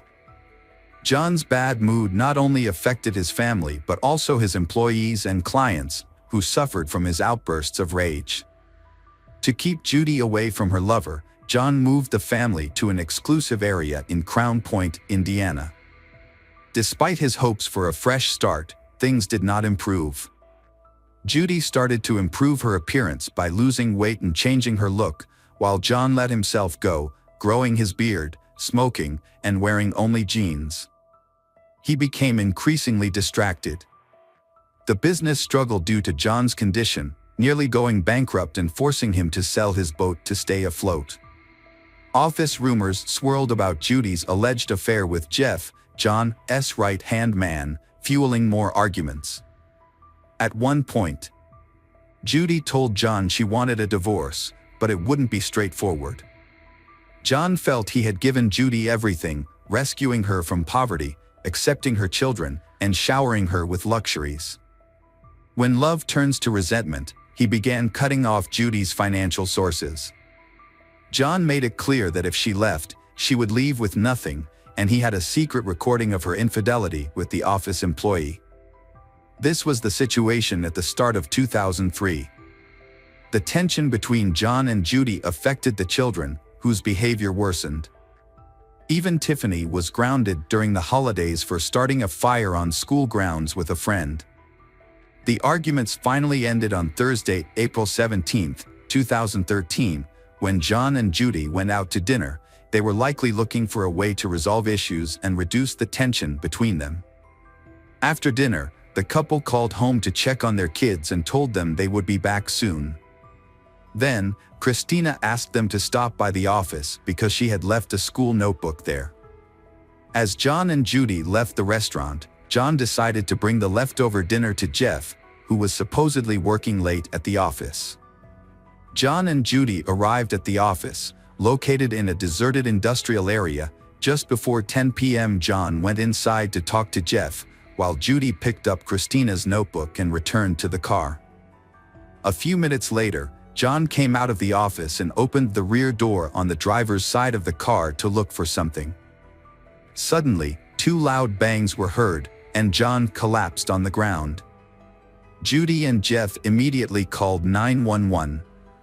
Police and medical units arrived at the scene within minutes. Unfortunately, John, 33 years old, had been shot in the back of the head and was pronounced dead at the scene. When questioned by the police, Judy, who was inside the car when the incident happened, was unable to provide much information. Judy said she was sitting in the car when John came out of the office and opened the back door on the driver's side.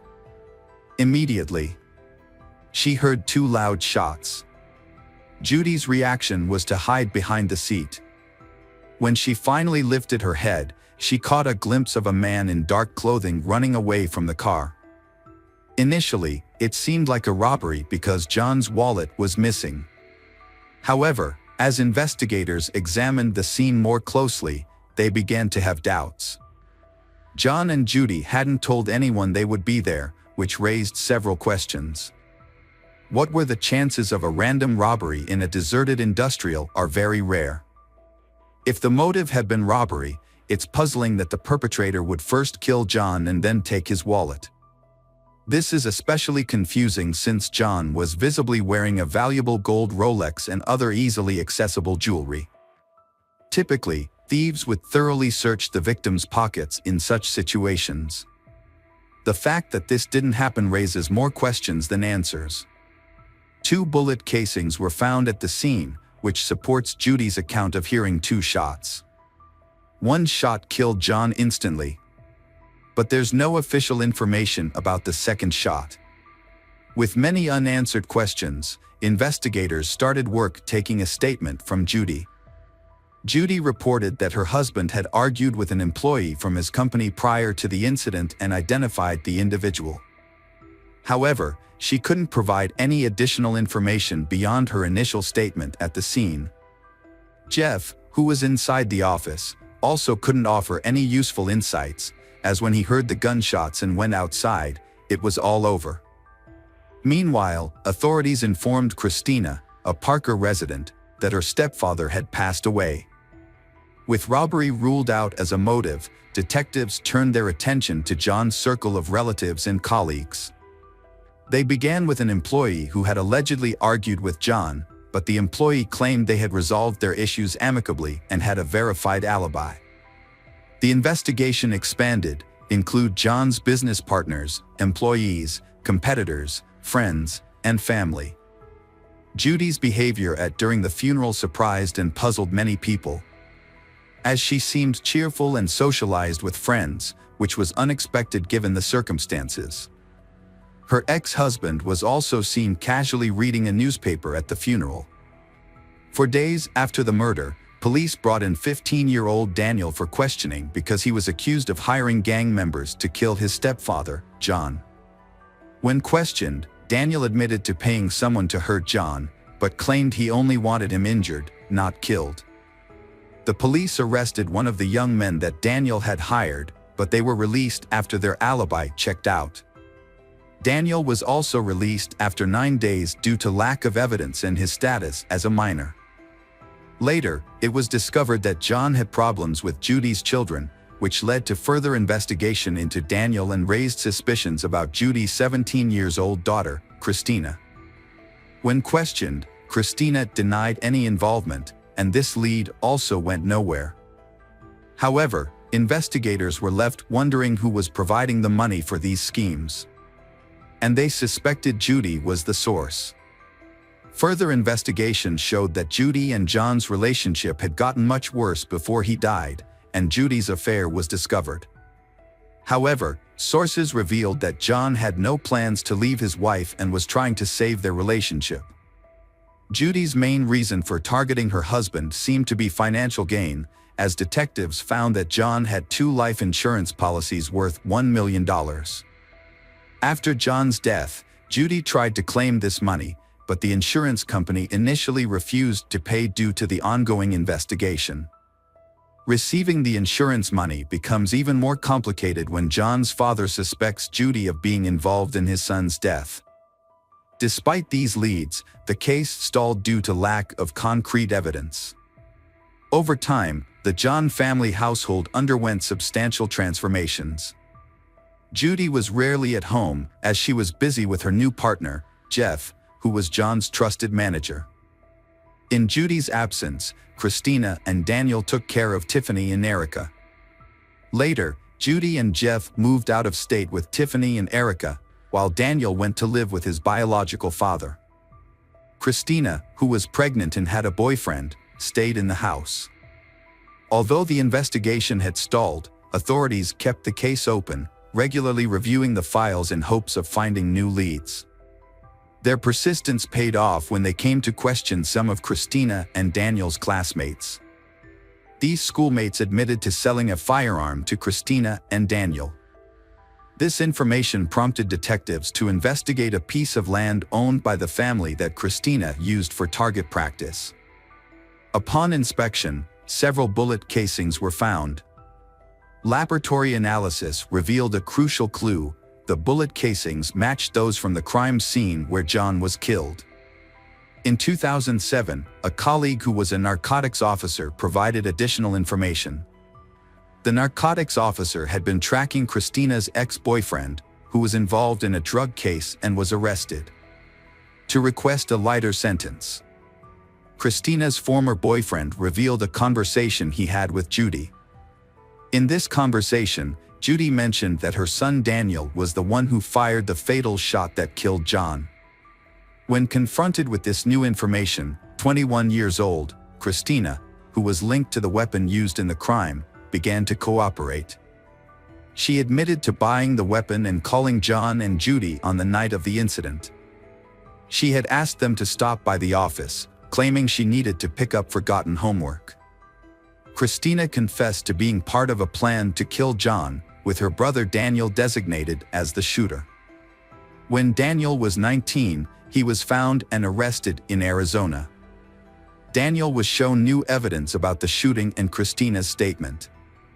He admitted to shooting John, but said his mother, Judy, was the one who planned the whole thing. Daniel said Judy had forged checks from her company to get the $7,500 to hire someone to kill John. However, when the people she hired took the money without doing the job, Judy told them to buy a gun for Daniel to use instead. Daniel also said it was Judy's idea to make up a reason for leaving the house that night by calling about homework. He said he shot John once in the head, and the second shot was an accident that happened while he was looking through John's pockets for his wallet, as his mother had told him to do. Daniel was also told to come back home without telling his younger sisters what had happened. His sister Christina helped by keeping the girls busy watching TV. Daniel said Judy convinced them to commit the crime by telling them they were being abused by John. And Judy promises them a better life with more money and freedom. It was also discovered that Judy had previously attempted to kill her husband. She had tried to poison his food, which resulted in John being briefly hospitalized with what was thought to be food poisoning. By the end of 2007, Christina and Daniel were formally charged with murder and conspiracy. Christina pleaded not guilty to conspiracy and was released on bail. In March 2008, Daniel, then 20 years old, pleaded guilty to conspiracy to kill his stepfather, John. As part of a deal, Daniel agreed to admit his guilt and testify against his mother. The prosecution agreed not to charge him with murder, but he still faced a prison sentence of 20 to 25 years. Daniel claimed that when he was 14, about a year before the incident, his mother and sister asked him to help kill John. His mother gave him and his sister money to buy a pistol, black clothing, gloves, and a mask to wear on the day of the crime. She also instructed him on what to do, including showering after the crime to remove gunpowder residue. Judy took responsibility for disposing of the evidence, including the gun, clothes, and her husband's wallet. In July 2009, 6 years after John's death, Judy turned herself in and pleaded guilty to conspiracy to commit murder. She admitted to planning, executing, and covering up the crime. The prosecution asked for a sentence of 28 to 35 years in prison. Judy, almost 40, was sentenced to 33 years in late August 2009. Daniel was sentenced to 23 years in September, and Christina received a 5-year sentence in October. Press reports state that Daniel was released from custody in 2017. He then chose to keep a low profile. Christina served 4 years of her sentence and was released in 2013, but she tragically died from a drug overdose. This case was driven by greed. Although Judy was successful, her greater desires led her to terrible crimes. Judy's actions not only destroyed a successful business owner but also had a profound impact on her 4 children. 2 of them ended up in prison, and the younger ones were left without their parents once again. Hi everyone, thanks for returning. Let's unravel another perplexing mystery. The case of Claire Bernal. Claire Bernal was born on August 18, 1983, in Groombridge, a small village on the border of Kent and East Sussex, England. She spent most of her childhood and teenage years there. Little is known about her parents. Claire was raised by her mother, Tricia Bernal. Her father, from whom her mother is divorced, was uninterested in Claire's upbringing and did not participate in her life. Claire was a sociable, cheerful, and open-minded girl. She attended St. Gregory's Catholic School, where she excelled academically, participated in dance, and developed a passion for fine arts. Later, she enrolled at Kent College, where she earned a bachelor's degree in science. Claire was a friendly and outgoing woman who easily became the center of attention in any group. She had many friends, and people always spoke highly of her. Despite her sociable nature, she was cautious and careful, avoiding bad habits and choosing her friends wisely. During her college years, she worked part-time as a makeup artist. This experience inspired her to pursue a career in the beauty industry. She completed specialized courses in cosmetology and makeup artistry, as well as learning the fundamentals of theatrical makeup. These skills led her to her dream job as a beauty and style consultant at the upscale store Knightsbridge, which had recently opened in the luxury department store Harvey Nichols. To take this job, Claire moved to London, because rent in the capital was quite high, so she lived with two friends. Despite being new to the industry, Claire quickly became a favorite with her colleagues. She was the most knowledgeable about makeup and skin care, so she took the time to mentor newbies. Claire describes herself as detail-oriented, patient, friendly, and kind. Claire loves living in the capital, where there are many opportunities to showcase her talents, learn new skills, and gain experience. During her first few months at Harvey Nichols, Claire met Michael Peake, a senior security guard who was immediately drawn to her. He showed his interest through various gestures and was good-looking. However, Michael has a complicated past. He is a citizen of both the Czech Republic and Slovakia. He was a former soldier who deserted and moved to England to avoid military service. Michael has a wife, whom he is in the process of divorcing, and a young child. Michael speaks with a very strong regional accent. He is tall and athletic, smiling and joking frequently. Michael began pursuing Claire. For about a month, they chatted happily and interacted mainly at the department store where they worked. When Michael asked Claire out on a date, she happily agreed. Their first date was at a quaint London cafe, where they spent the evening talking about their lives and sharing personal stories. During the conversation, Michael revealed that he was married but expressed his intention to divorce his wife soon because he wanted to be with Claire forever. This unexpected confession made Claire feel a little uncomfortable, but she thought that he was probably just joking. When Claire shared everything with her mother, she felt unhappy that the person pursuing her daughter was a foreigner, 8 years older than her and already had a family. Claire's mother Tricia advised her daughter not to meet this man. However, Claire felt safe and reassured her mother that everything was fine. On the second date, Michael took Claire to an amusement park, gave her a beautiful bouquet of flowers, complimented her repeatedly, kissed her goodbye and confessed his love. Claire was surprised and wondered if Michael was joking. That evening, she called her mother to express her concerns. Once again, her mother asked her to stop seeing him. Claire admitted that his behavior was a bit strange, but she admitted that she liked Michael and wanted to get to know him. So Michael asked her out on another date a week later, which she agreed to. This time Michael confessed his love again and told Claire that he would never let her go again. This left Claire confused, and even a little scared. She decided that this would be their last date and that she would end the relationship. Their short-lived affair lasted less than a month, during which they only went out 3 times. However, that was enough for Michael to believe that Claire was now his. Michael went back to the Czech Republic for a few weeks to see his wife and settle their divorce, but he was unable to resolve the issue. During this time, Claire almost completely stopped thinking about him, moving on with her life, believing that Michael was part of her past. However, one evening, he called her, asking to meet him at the airport. When Claire refused, he insisted that he needed her help. Claire finally agreed to meet him and even offered to let him stay for a day, since he had mentioned that he had moved out of his rented apartment and could not move into his new one until the next day. After entering Claire's house, Michael said that he wanted to stay and live with her. Claire was scared and asked him to leave immediately. However, Michael refused. Claire threatened to call the police if Michael did not leave.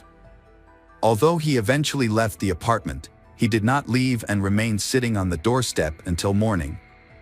The next day at work, Claire explains to Michael that their relationship is over and that their previous 3 dates meant nothing.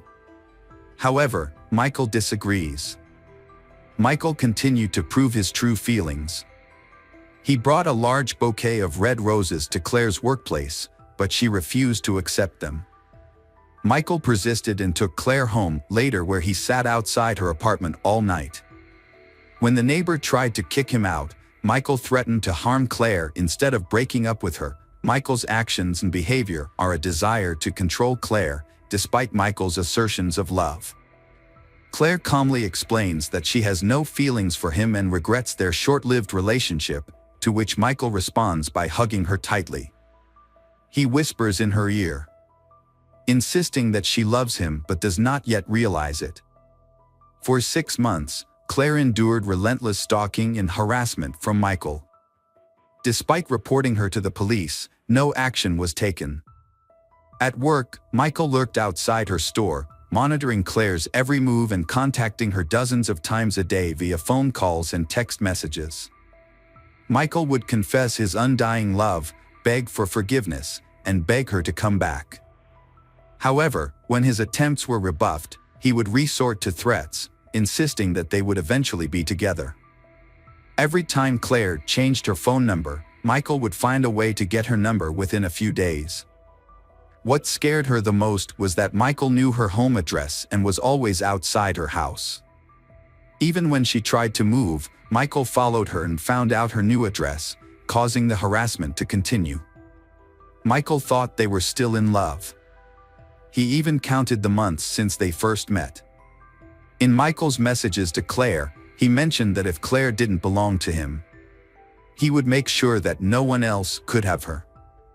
Claire had difficulty concentrating at work and was afraid to go out in public. Even the sound of the phone ringing startled her. Over time, the situation got worse and Claire began having nightmares at night. The emotional damage was evident as she lost a significant amount of weight. She felt tired and lost her confidence and her usual outgoing demeanor. Encouraged by her mother, friends, and co-workers, Claire finally decided to report her situation to her employer. She confided in the head of security at the mall. This man, who had experience in law enforcement, took Claire's concerns seriously and conducted a thorough investigation. He interviewed other employees and carefully reviewed the mall's surveillance footage, gathering evidence that showed that Claire was indeed being stalked by Michael. The security manager transferred Michael to another part of the store. However, this change did not significantly improve the situation. Michael continued to spend most of his time waiting outside the store, monitoring Claire's actions. Because Michael failed to perform his duties, the store management had to fire him. Despite this, Michael continued to harass Claire. Claire decided to report Michael to the police. When questioned by the police, Michael denied any wrongdoing, claiming that his intentions were sincere and that he only wanted to make it up to Claire so they could get back together. He insisted he had not threatened Claire, but his tone could have been misinterpreted. However, the police did not speak to Claire's colleagues and flatmates, who witnessed the incident and knew Michael had been stalking Claire for months and repeatedly threatening to kill her. The police treated the situation as a casual affair, finding no threat to Claire's life or health. The police did not conduct a risk assessment and Michael was only given a fine and a warning. He was also banned from the shopping center where she worked and ordered to stay away from her. A day after being questioned and notified of the ban on approaching Claire, Michael was back at her house, peering through the windows. When Claire saw him, she called the police. However, by the time the officers arrived, Michael had left the scene and they took no action against him. Claire continued to report her harassment by Michael to the police on June 10, 2005, saying that he had violated the no-contact order. However, When the police arrived, Michael was gone and no action was taken against him. Michael was eventually arrested. He cooperated with the police, surrendered calmly, and was handcuffed without resistance. After his arrest, he was charged with stalking and harassment. Michael spent a week in jail before being released on bail. The trial was scheduled for August 31, 2005, but before the trial, Claire decided to go on vacation. She went to a famous Italian resort with her mother and a friend, where they spent time enjoying the warm sea. The holiday was over. When she returned to London, she was surprised to find that Michael had stopped following her. He had disappeared. Feeling extremely relieved, she let down her guard. Michael returned to his hometown, where he spent every day at the shooting range, honing his shooting skills. He underwent training and obtained a license to purchase a pistol. Michael then brought the weapon into the UK with him and avoided all contact with Claire before their scheduled court hearing. During the hearing, he remained calm, pleading guilty and apologizing, claiming that he had no intention of causing harm. As a result, Michael was released again, without facing any real punishment.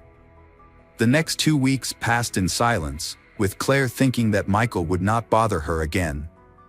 On September 13, 2005, Claire had a date with her new boyfriend that evening.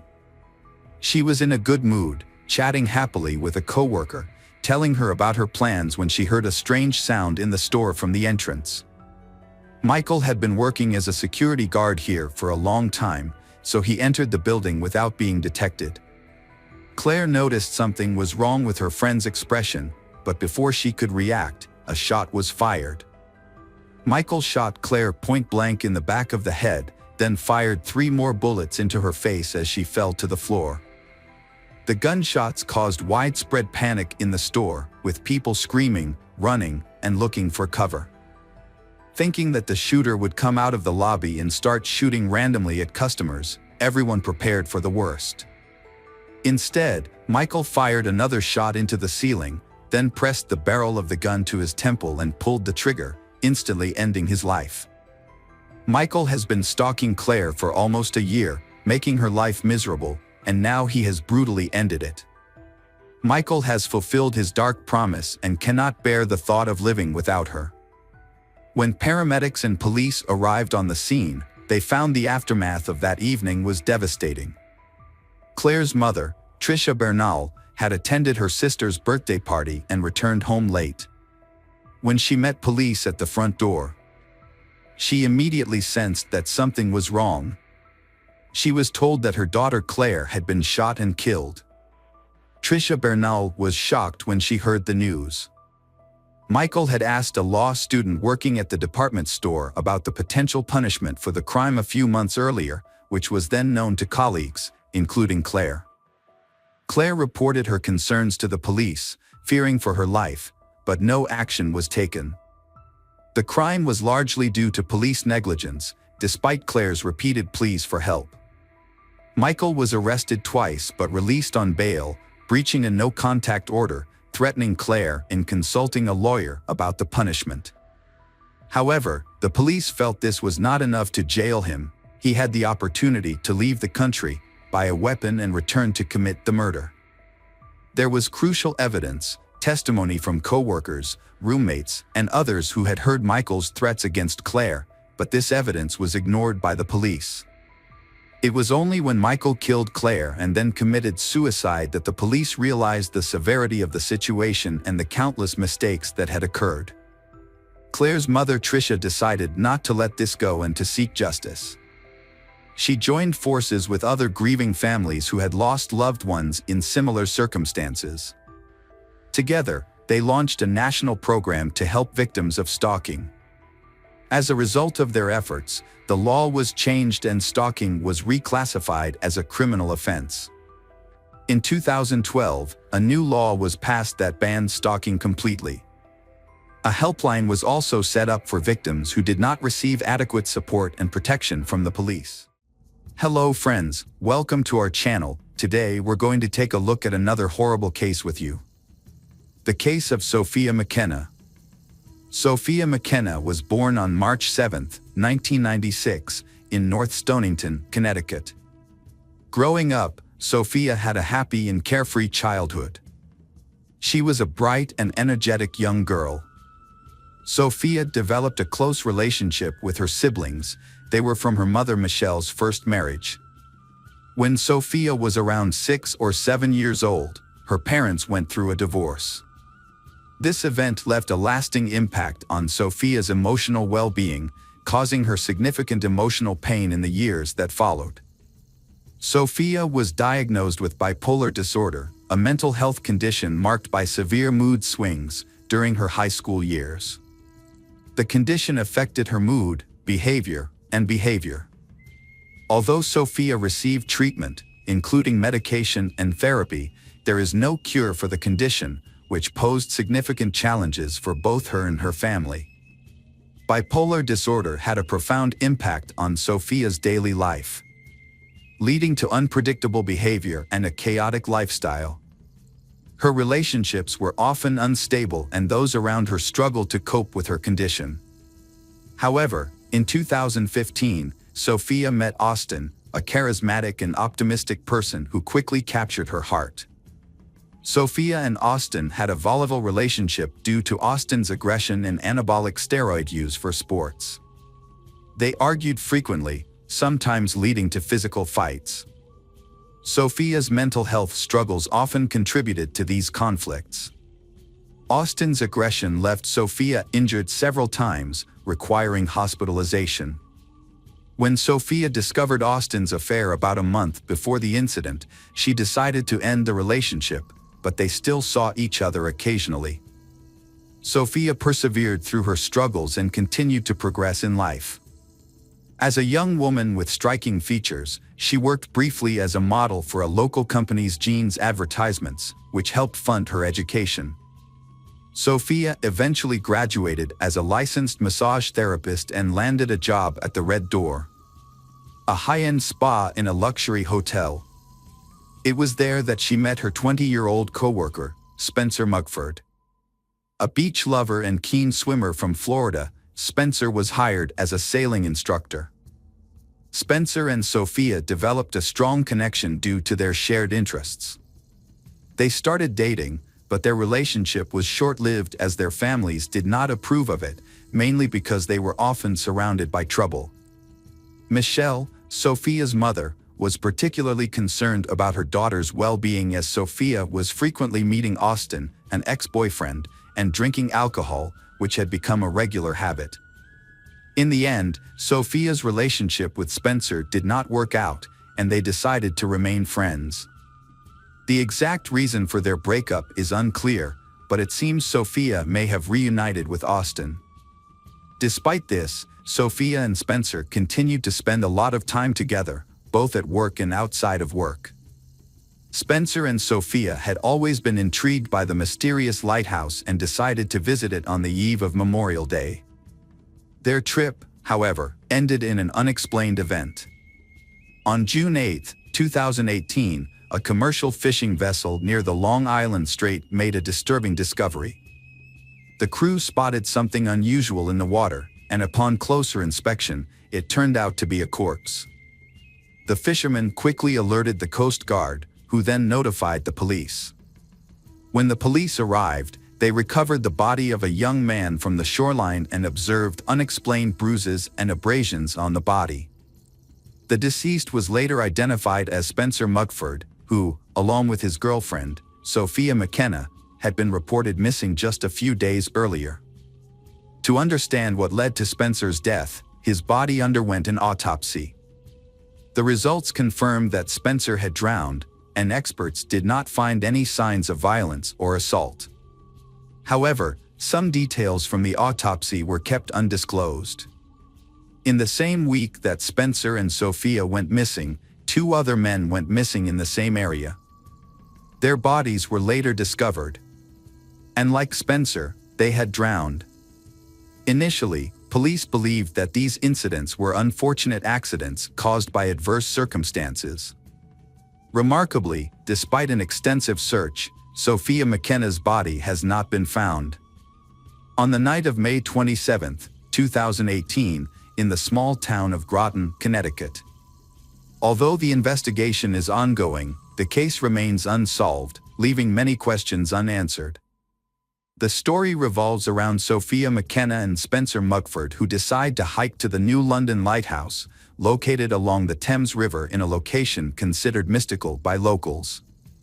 Built in 1909, this historic lighthouse has become famous for claims of paranormal activity involving Ernie, the first lighthouse keeper. According to local legend, Ernie's grief led to his tragic death after he jumped from the roof of the lighthouse following a painful breakup. Since then, locals and visitors have reported many strange occurrences. Mysterious events have included doors and windows opening for no apparent, sheets falling off beds, and radios turning on for no reason. Sailors have also reported mysterious incidents, such as boats leaving the shore on their own. As a result, the lighthouse has become a place of paranormal stories.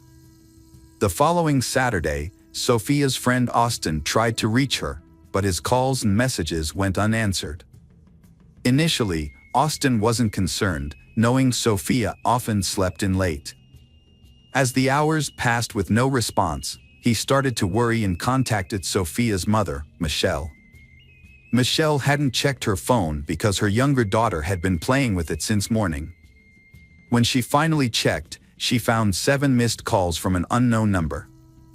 Michelle attempted to call the number back, only to reach Spencer's voicemail, suggesting that the calls might have been from Sophia. Michelle attempted to contact Sophia but was unsuccessful. She and Austin then began a search. Austin called nearby hospitals, while Michelle filed a report with the police about a missing person. They also reached out to Spencer's family, who were equally worried since he had missed a significant family event and was unresponsive to their calls and messages.